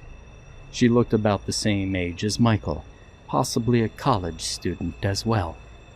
Now, call me a creep, call me a voyeur, but I love people watching, and there was something magnetic about the two of them. I'm an old woman and I've had plenty of love in my life, and I remember what it was like to be young and infatuated. In truth, I wanted to see if the polite shy boy from the subway would succeed in talking to the attractive young woman. It sounds strange, but I was rooting for him. The girl stared at him unapologetically. She had a happy smirk on her face that told me she was going to be a real firecracker. Most people on the subway kept their heads down, but not that girl. She was radiating warmth and energy. She wanted to connect. If she were an older man or not quite so lovely to look at, it would have been off-putting, but there was a goodness about her, and I hoped he would look up and see what I saw in her face. I could see the back of Michael's neck getting red, and I knew he had sensed her looking at him. Finally, he looked sideways and up into her face. She was sitting up very straight, and he was hunched over, pretending to look at his phone. I saw them lock eyes, and it was magic. "Hi," she said. Michael said as he fumbled his earphones out and let them flop down into his lap. "I'm sorry, what?" he said, straightening up at last. "I said hi," she chirped. Her smile was infectious, and he smiled back, a big, goofy grin I'd never seen on him. "Hi," he said after he pulled his lips back over his teeth and regained the ability to speak. "I'm Madeline," she said, and held her hand out over her backpack to shake his. She looked back at me for a moment, clocking my presence. She did not make eye contact, and I pretended to look back down at my novel. "Michael," he said, and squeezed his arm over his backpack to meet her hand in the middle. They shook hands, and I could see something pass between them. He looked at their entwined hands like he wasn't sure if his arm belonged to him anymore. It's nice to meet you, Madeline," he said, shaking her hand with the slow movements of someone under deep hypnosis. "Ew, it always sounds weird when people say it. It's too formal. Just call me Mads. That's what my friends called me. I don't know why I just don't open with that," she said, releasing him from her grip, but not her gaze. "Mads. Okay, that's a cool nickname," he said, pulling his hand back to his side across what now felt like an abyss between them. "You want one?" she said with a devilish grin. "One of what?" he replied. "A nickname. Mike, Mikey, Mick?" she started. No, I hate all of those," he said, laughing and relaxing a bit. I was feeling proud of him. I really was. At each stop, people would file off and no one got back on. I think that made him feel more comfortable too. It was like they had their own private train car to get to know each other. Except for me. There was no one else in that end of the train car, and they didn't really pay me any mind. That's what happens when you get older. You become invisible. I don't mind it though. It's all the better to people watch. "Oh, you're fancy. I get it, Michael," she said in mock aristocratic tone. "I've never seen you on this train before," he said before he could stop himself. I could tell he was embarrassed for mentioning it. The way he said it was so full of admiration that it would take an idiot not to know what that meant. "How could I have never noticed you before?" "I just moved here, or I just moved to this area," she said. "Oh, so you're from Philadelphia?" he said. "Yeah, just started taking classes at the community college," she replied. "Oh, me too," he said with a face glowing with hope. "I mean, not the community college, the other one, the state college," she said quickly. "Oh, right, Penn?" he said with a heart full of the blackest, deepest pool of disappointment that they wouldn't be classmates. The girl's face reflected his own disappointment, but in a much more profound way. It was hard to look at her in that moment. It was a look of regret and sorrow with a lightning bolt of anger ripping through it. I wondered what she had gone through and what she wanted. I couldn't stop watching them, though. But when my stop came, I had to get up. I walked past them to the subway door and looked back over my shoulder just as I started to step out. I saw her looking at me for just a moment, and then she looked back at him. As I walked by the windows, I saw that she had gotten him smiling again, and she was taking one of his earbuds and putting it into her own ear. With their heads tilted close together and her foot tapping in time with the music, they looked like a perfect couple. I was happy for him and worried for her, but I wasn't sure why. The next day I saw them again. I sat right behind him that day. After 3 stops north, Mads got on again. She stepped into the subway car and looked disoriented for a moment. Then she looked around and spotted Michael. She smiled, and the world lit up around her. I can't describe her without describing the way she made me feel, and I'm sure he felt the same way, if not stronger. The subway car moved to her emotions.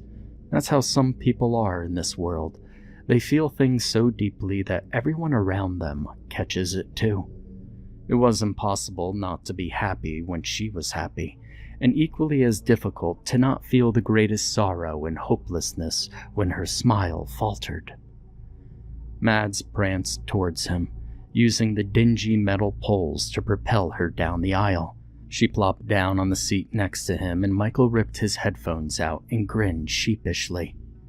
Never had I seen a young man so enraptured by someone as he was with her. "Oi, how are you today, Sir Michael?" she said in a terrible British accent. "Oh, stop that," he said with a blush and a downward glance. The self-conscious hunch was back, and I implored him in my head to sit up straight and look at her in the eyes. I admit, I invested too much in those two strangers, but it was so much better than my book, and I wanted this young man to be changed by this young woman in all the best ways, just like in the movies. But life isn't a movie, you know. The sooner we all acknowledge that, the sooner our expectations will quit destroying us. "Okay, Mikey, so how's the music scene today?" she said, taking one of his earbuds again. Well, I have a lot of options. I mean, I like a lot of different music, so, you know." He stuttered, trying desperately to impress her.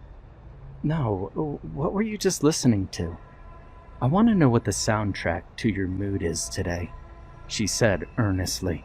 He locked eyes with her and did straighten up just a little bit.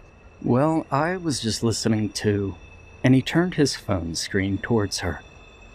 "Lola? I love this song. Wow, you like the Kinks," she said, grabbing his phone and restarting the song. "Well, I don't know a lot about them. I don't know much about music, to be honest. I just hear something I like and I download it. There are a lot of..." He paused, chuckling and blushing a little. "Soundtracks on here?" he said with a wince of deep regret at the end. Meanwhile, Mads had unplugged the earbuds and turned the sound way up so that Lola was playing out loud. She got up and danced with the phone in her hand. Michael looked around in embarrassment and realized there was just one sleeping homeless man at the end of the car. Everyone had gotten off at their stops. He didn't even notice that I was grinning and bobbing my head behind them. Michael looked back at Mads dancing. She danced with wild abandon, her eyes closed, and heavy backpack and worries left on the subway seat next to Michael. He smiled brilliantly and watched her sway to the music. I got up as quickly as my old legs would move me and walked to the back exit of the subway car. I suddenly felt like I was intruding, and my stop was coming up soon anyway. I was tempted to stay on and watch them and just take the loop all the way back to my stop, but I couldn't be late for work. Being a librarian at an elementary school wasn't exactly fast-paced, but a group of eager second graders were scheduled to be in the library that morning. I know those kids would be eager to hear the next installment of Charlotte's Web, read by yours truly. On my way out of the subway car, I saw Mads pull Michael up out of his seat. With a little hemming and hawing, she got him to join in the fun. He attempted some jerky, awkward moves that absolutely delighted her. The last thing I saw before I headed towards the stairs that day was the homeless man looking up, bleary-eyed, at the dancing lunatics at the other end of the car. He coughed and went back to sleep, and I watched the subway pull away. It was filled with light and youthful happiness. I went into work smiling that day. The next day was Saturday, so I didn't see them again until the following Monday. When I got on, Michael was sitting up straight, with no headphones on, and a neatly wrapped package on his lap. Mads got on her usual stop, flitted down the aisle, and unceremoniously dropped down onto the seat next to him. "Morning, Mikey," she said with the low register and lowered lids of a woman talking to her lover. Michael swallowed audibly. Perhaps they had crossed paths that weekend as well. They seemed like peas in a pod. "I wanted to give you something. It's something that's important to me.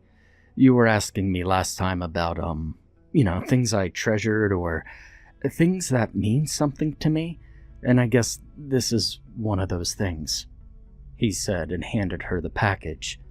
Mads lit up and my heart fluttered with hers. The wrapping paper was lavender, with pale green vines winding over and under it.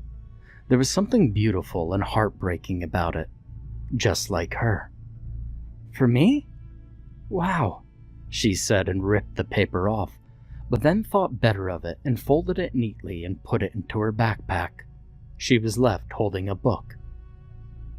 "The gift is the book, not the wrapping paper," he laughed. I know, but the paper is so beautiful," she said, looking at him with real admiration, and maybe even love. "Well," he said, nodding to the book. Mads looked down at the paperback book in her hands. It was lovingly worn at the edges, and I knew it must be his personal copy of a beloved book. She looked back up at him, the smile gone from her mouth. I dared to inch a tiny bit forward in my seat to see the title. It read, Ghost Story by Peter Straub. I'd seen him finish that book on the subway a few weeks before. I remember him closing the back of the book slowly, and then holding the book to his chest for a moment. I knew it was dear to him. Mads looked at him with her lovely eyebrows bunched into a frown. Her eyes were alive with tears. Her mouth tried to work out a sentence for a moment, but then fell slack. The lights in the subway dimmed for a moment and then went back to a ghastly neon white. "Are you okay? You don't have to read it. I'm sorry. Some people don't like horror. I shouldn't have assumed," he said. I felt my joy draining out as Mads stood up. She was holding the book to her chest, and then she handed it back to him and picked up her backpack. "It's okay," she said, regaining some control so as not to devastate him. "I just have to go. It's my stop soon." I realized then that I had missed my stop. Somehow the time had gone so fast during this seemingly momentary exchange. We were all the way to Race Street already. Michael tried to stand up and looked around, confused as well. "Ah, shoot, I missed my stop," he said. Mads was moving away from him towards the subway door. Not a soul was left in our car. I could see people in the car behind us and in the car in front of us. The light seemed warmer in those cars, and less harsh. I wished I hadn't gotten so goddamn nosy and had gotten on any car but this one. "Mads, hey, look, I'm sorry, I didn't mean to upset you," he was saying, trying to follow her down the aisle. The subway car was rocking back and forth and seemed to be going much faster than safe. I saw the lights in the tunnel whizzing by like we were on a spacecraft in an old movie going the speed of light. Mads stood facing the door, unfazed by the speed and the rocking of the car. She wasn't holding on to anything, and she didn't seem to hear Michael at all. She just stood there, stock still, looking out the windows of the door, waiting for them to open with a look of panic and fear and acceptance. I realized that I, like Michael, had probably never seen her get off before. It's possible that these two people had spent time together outside of the subway, but I didn't think so. I don't know how I knew that, but I just did. I also sensed that Mads was terrified to get off the subway. "Mads?" Michael was shouting now, trying to hold on to the pole without falling over, as the train suddenly came to a screeching stop. Michael was thrown back into his seat. I stayed seated, gripping the metal bar in front of me, too stunned and afraid to move. I could feel her fear, and I think he could too. The doors slid open at a horrifyingly slow speed. They creaked with rust. The platform was pitch black. She stood staring at it, gripping her backpack to her chest. Finally, she stepped out onto the platform, and dim, flickering yellow lights lit her path to the stairs. She stood, her face devoid of emotion, and slung her backpack onto her back. She walked as if towards the guillotine and did not look back. Once she climbed enough stairs for us to only see her boots running up one after the other, 3 figures moved slowly out of the darkness and up the steps after her. The subway stuttered and started up, going the other direction. The sound of the old doors sliding shut snapped Michael out of his shock. He ran towards the door and tried to pry it open. "Mads?" he screamed. He looked around the subway car, which had regained its normal speed and light, looking for a witness. Finally, he looked at me, and we locked eyes. I had almost forgotten that I was there. It was like being in a dream or an audience in a play. I didn't think my presence was known. "Did you see?" he asked me, gripping the pole in front of me with white knuckles. His eyes were full of tears and he was shaking. I was too, and I knew we were feeling what she was feeling. We looked into each other's eyes and let the wave of fear, desperation, pain, acceptance, and finally, nothingness wash over us. When the nothingness was gone and we pulled up to the next stop, he blinked, looked confused, and moved away from me. He picked up the book and his backpack and got off the subway. I rode all the way to the stop near my house and decided I needed a personal day from work. One personal day turned into a week, and whatever I had experienced on that subway car had left me drained and depressed. Nothing had happened that couldn't be explained with a little effort, but I couldn't stop thinking about Michael's face looking at mine, reflecting the same awful emotions I was feeling, and knowing that she was feeling them too. I wondered if I was just losing my mind, because I couldn't explain what was so damn awful about that day, except that I felt deeply that it was so, that it was something so awful. The next week, I got back on the subway and I chose a different car. I decided my people-watching days had come to an end, that I should concentrate on minding my own damn business. As I was getting back into my long, neglected novel, I heard the door that connected the cars open behind me. I looked back, and I saw her. Mads had thrown open the door at the rear of the car, and the cold air drifted through, lifting the hair off of my forehead. She wandered down the aisle, looking left and then right at each set of seats, even the ones without people in them. She seemed lost. She looked at the seat next to me, but not directly at me. When she got to the front end, she opened the door and passed through the open-air connecting platform to the car where Michael always sat. It was dangerous to pass through that way.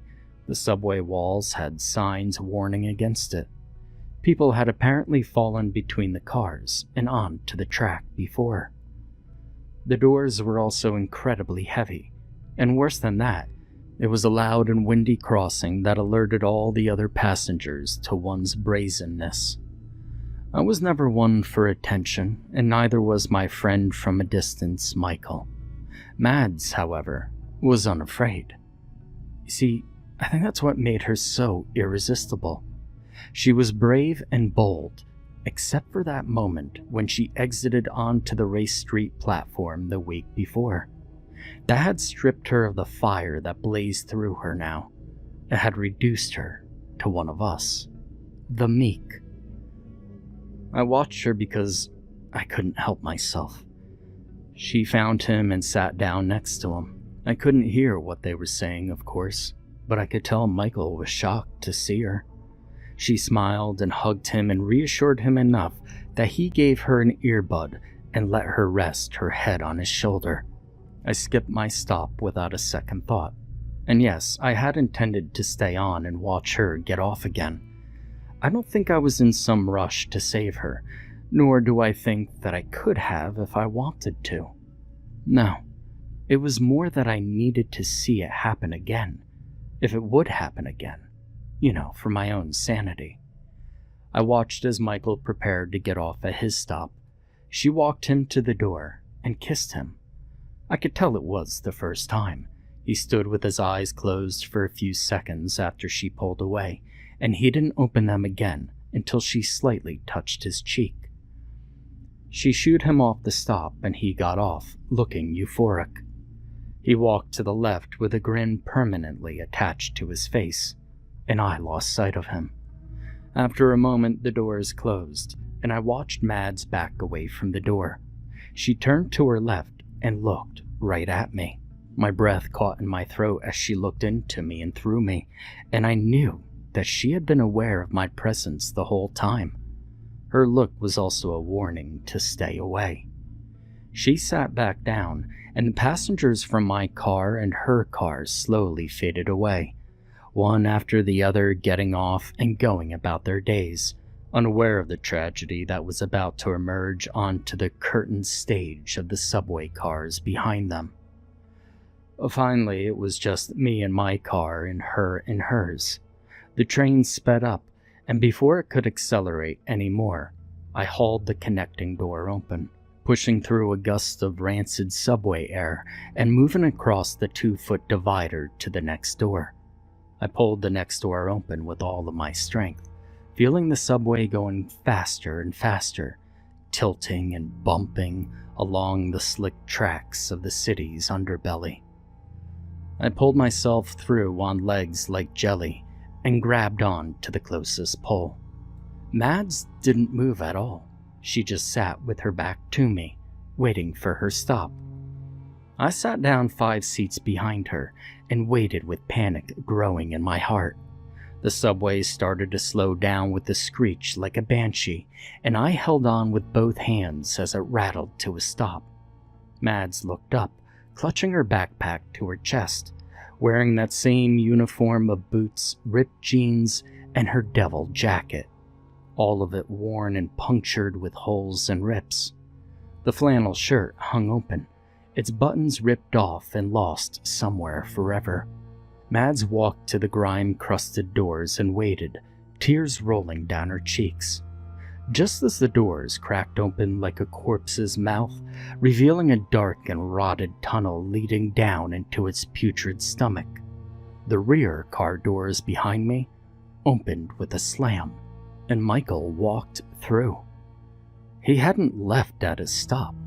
He too, I supposed, had to know like I did. He had to see it again to know if it was real. Mads turned slowly and looked at us. "Don't follow me," she whispered and stepped out onto the platform. The orange lights flickered and illuminated her path into hell. Mads ran up the steps as Michael and I followed her. As soon as we stepped onto the platform, I felt a wave of nausea so intense that I crumbled to all fours.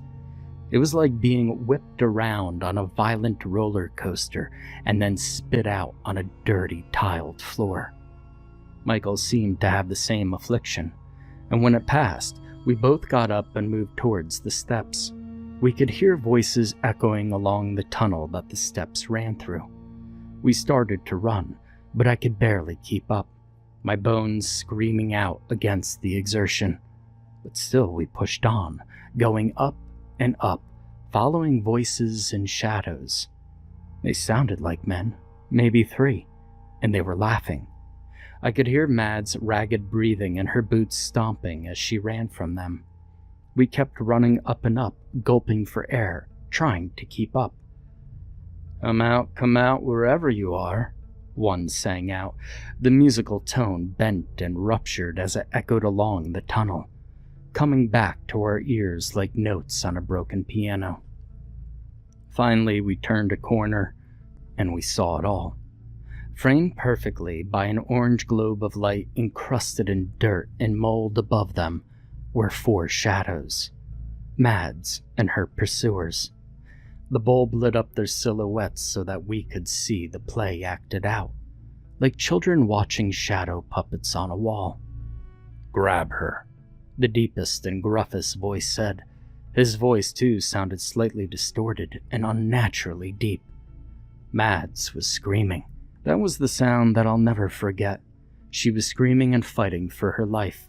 She hit one of the men, and he hit her back so hard that she fell to the ground and was out cold for a moment. They started to rip and pull at her clothes, and then she gained consciousness and kicked and struck the shortest one in the face. He cupped his nose and fell back against the wall. Shit, my nose," he was wailing. I said fucking grab her. The obvious leader of the trio barked. And they did. They all grabbed a part of her and held her down and took from her everything that she was. They took until she was dead, and then they left her there. Their shadows dissipated, and Michael and I just looked at the heap that was laying on the ground. I wept for her, and Michael sank to his knees, doing the same. I put my head in my hands, and when I took them away and looked up again, I was on the subway. I gasped and looked around at all the people and at the normal scene in the subway car around me. I looked at my watch. It was 8 a.m. I was showered, I was dressed, and I was holding a full lunchbox and my purse. My novel was open on my lap. I stood up and walked around the train car, looking left and then right at the people sitting there, looking for her and looking for Michael. Finally, Michael got on. He looked happy. He looked unbelievably happy, and I couldn't stand to see that smile on his face after what we saw. He walked past my seat, looked down at me, and made eye contact. He gave me a pitying and knowing smile that unnerved me deeply. He walked to a seat a few rows in front of me and sat down. A few stops later, Mads got on and danced her way over to Michael. She sat down and they kissed deeply. I noticed that Michael was wearing the same clothes he had on when we followed her through the tunnel. I wondered if it was the day before. I was disoriented and afraid of the time lapse. I stood up and walked over to their row. I looked down at them and saw Michael's clothes were bloody and mangled. Mad's clothes were the same as always, torn and dirty. Her knee remained scraped. No one in the car seemed to notice. Or maybe they just didn't care. I looked down at them and they looked back at me, solemn and patient. They looked at me to help me understand. I looked away from their stare and around at the other passengers, but the other passengers had disappeared. It was an empty train car except for the three of us, and in the car behind us, the homeless man roused from his sleep and stood, swaying at the door, anticipating with deep horror his exit onto the platform. I looked back at Michael and Mads, but they weren't there. I turned around and saw that they were by the subway doors, and we were speeding toward the cursed platform again. They were holding hands and waiting. I gripped the pole as the subway careened towards their destination. It stopped with a neck-snapping lurch, and I nearly lost my balance. The doors, which were not so decrepit now, slid open with ease. Michael and Mads looked at each other with love so overwhelming that I couldn't help but to weep. They stepped onto the platform hand in hand, and their combined light radiated out and away from them, lighting that dreaded platform with warmth and safety. They walked together towards the stairs, and I watched their feet disappear up and out of this realm. I sat back down, alone in the car, feeling a great sense of relief. The next day I had my daughter drive me to work, and she did so from then on. She said she was worried about me taking the subway every day at my age. On the car radio, we heard the report that a young man, Michael Freeman, had fallen or jumped in front of the subway on that same line the day before. He was 20 years old and an only child. I prayed for his family, knowing their grief must have been insurmountable. But time makes grief more bearable. It doesn't erase it, but it shows us a feasible path by which to climb the mountain of hopelessness and despair. And with that, if we are lucky, we could go on with our lives until our own time of passing arrives. I'm writing this down now as I lay in my hospital bed. It has been some years since I watched that love story unfold on the L train. I witnessed the love grow so strong that it blurred the line between our world and the next. A young man, having finally found the vibrant spirit he had been looking for, gave up his future and his life to be with her forever. In doing so, he protected that poor soul from having to repeat her ungodly death over and over again. At least, I hope that's true. But how can I know? How can any of us really know? Maybe she had wanted his sacrifice all along. But without that hope of goodness, I fear I'll go insane. God knows what they're experiencing now and what kind of loop they must endure together. But I think it must be less painful with a partner to hold your hand. Sometimes death is so sudden and violent that it warps the natural path of things. Now that my time is drawing near, I had to write down what I saw so that my daughter might read it and understand that there's so much more in this world than what we understand. There is no real understanding. Maybe not until you experience it firsthand, and even then, everyone's path is different. I don't know why I was able to witness that phenomenon. Maybe I didn't really see it at all, but it changed the way I lived out the rest of my life and how I looked at and loved my precious family all the years afterwards. I can only hope and pray that my own loop will not be so torturous, and that my husband, who I have mourned since he left this world 15 years ago, will greet me and hold my hand through the journey. It's all we can really hope for after all.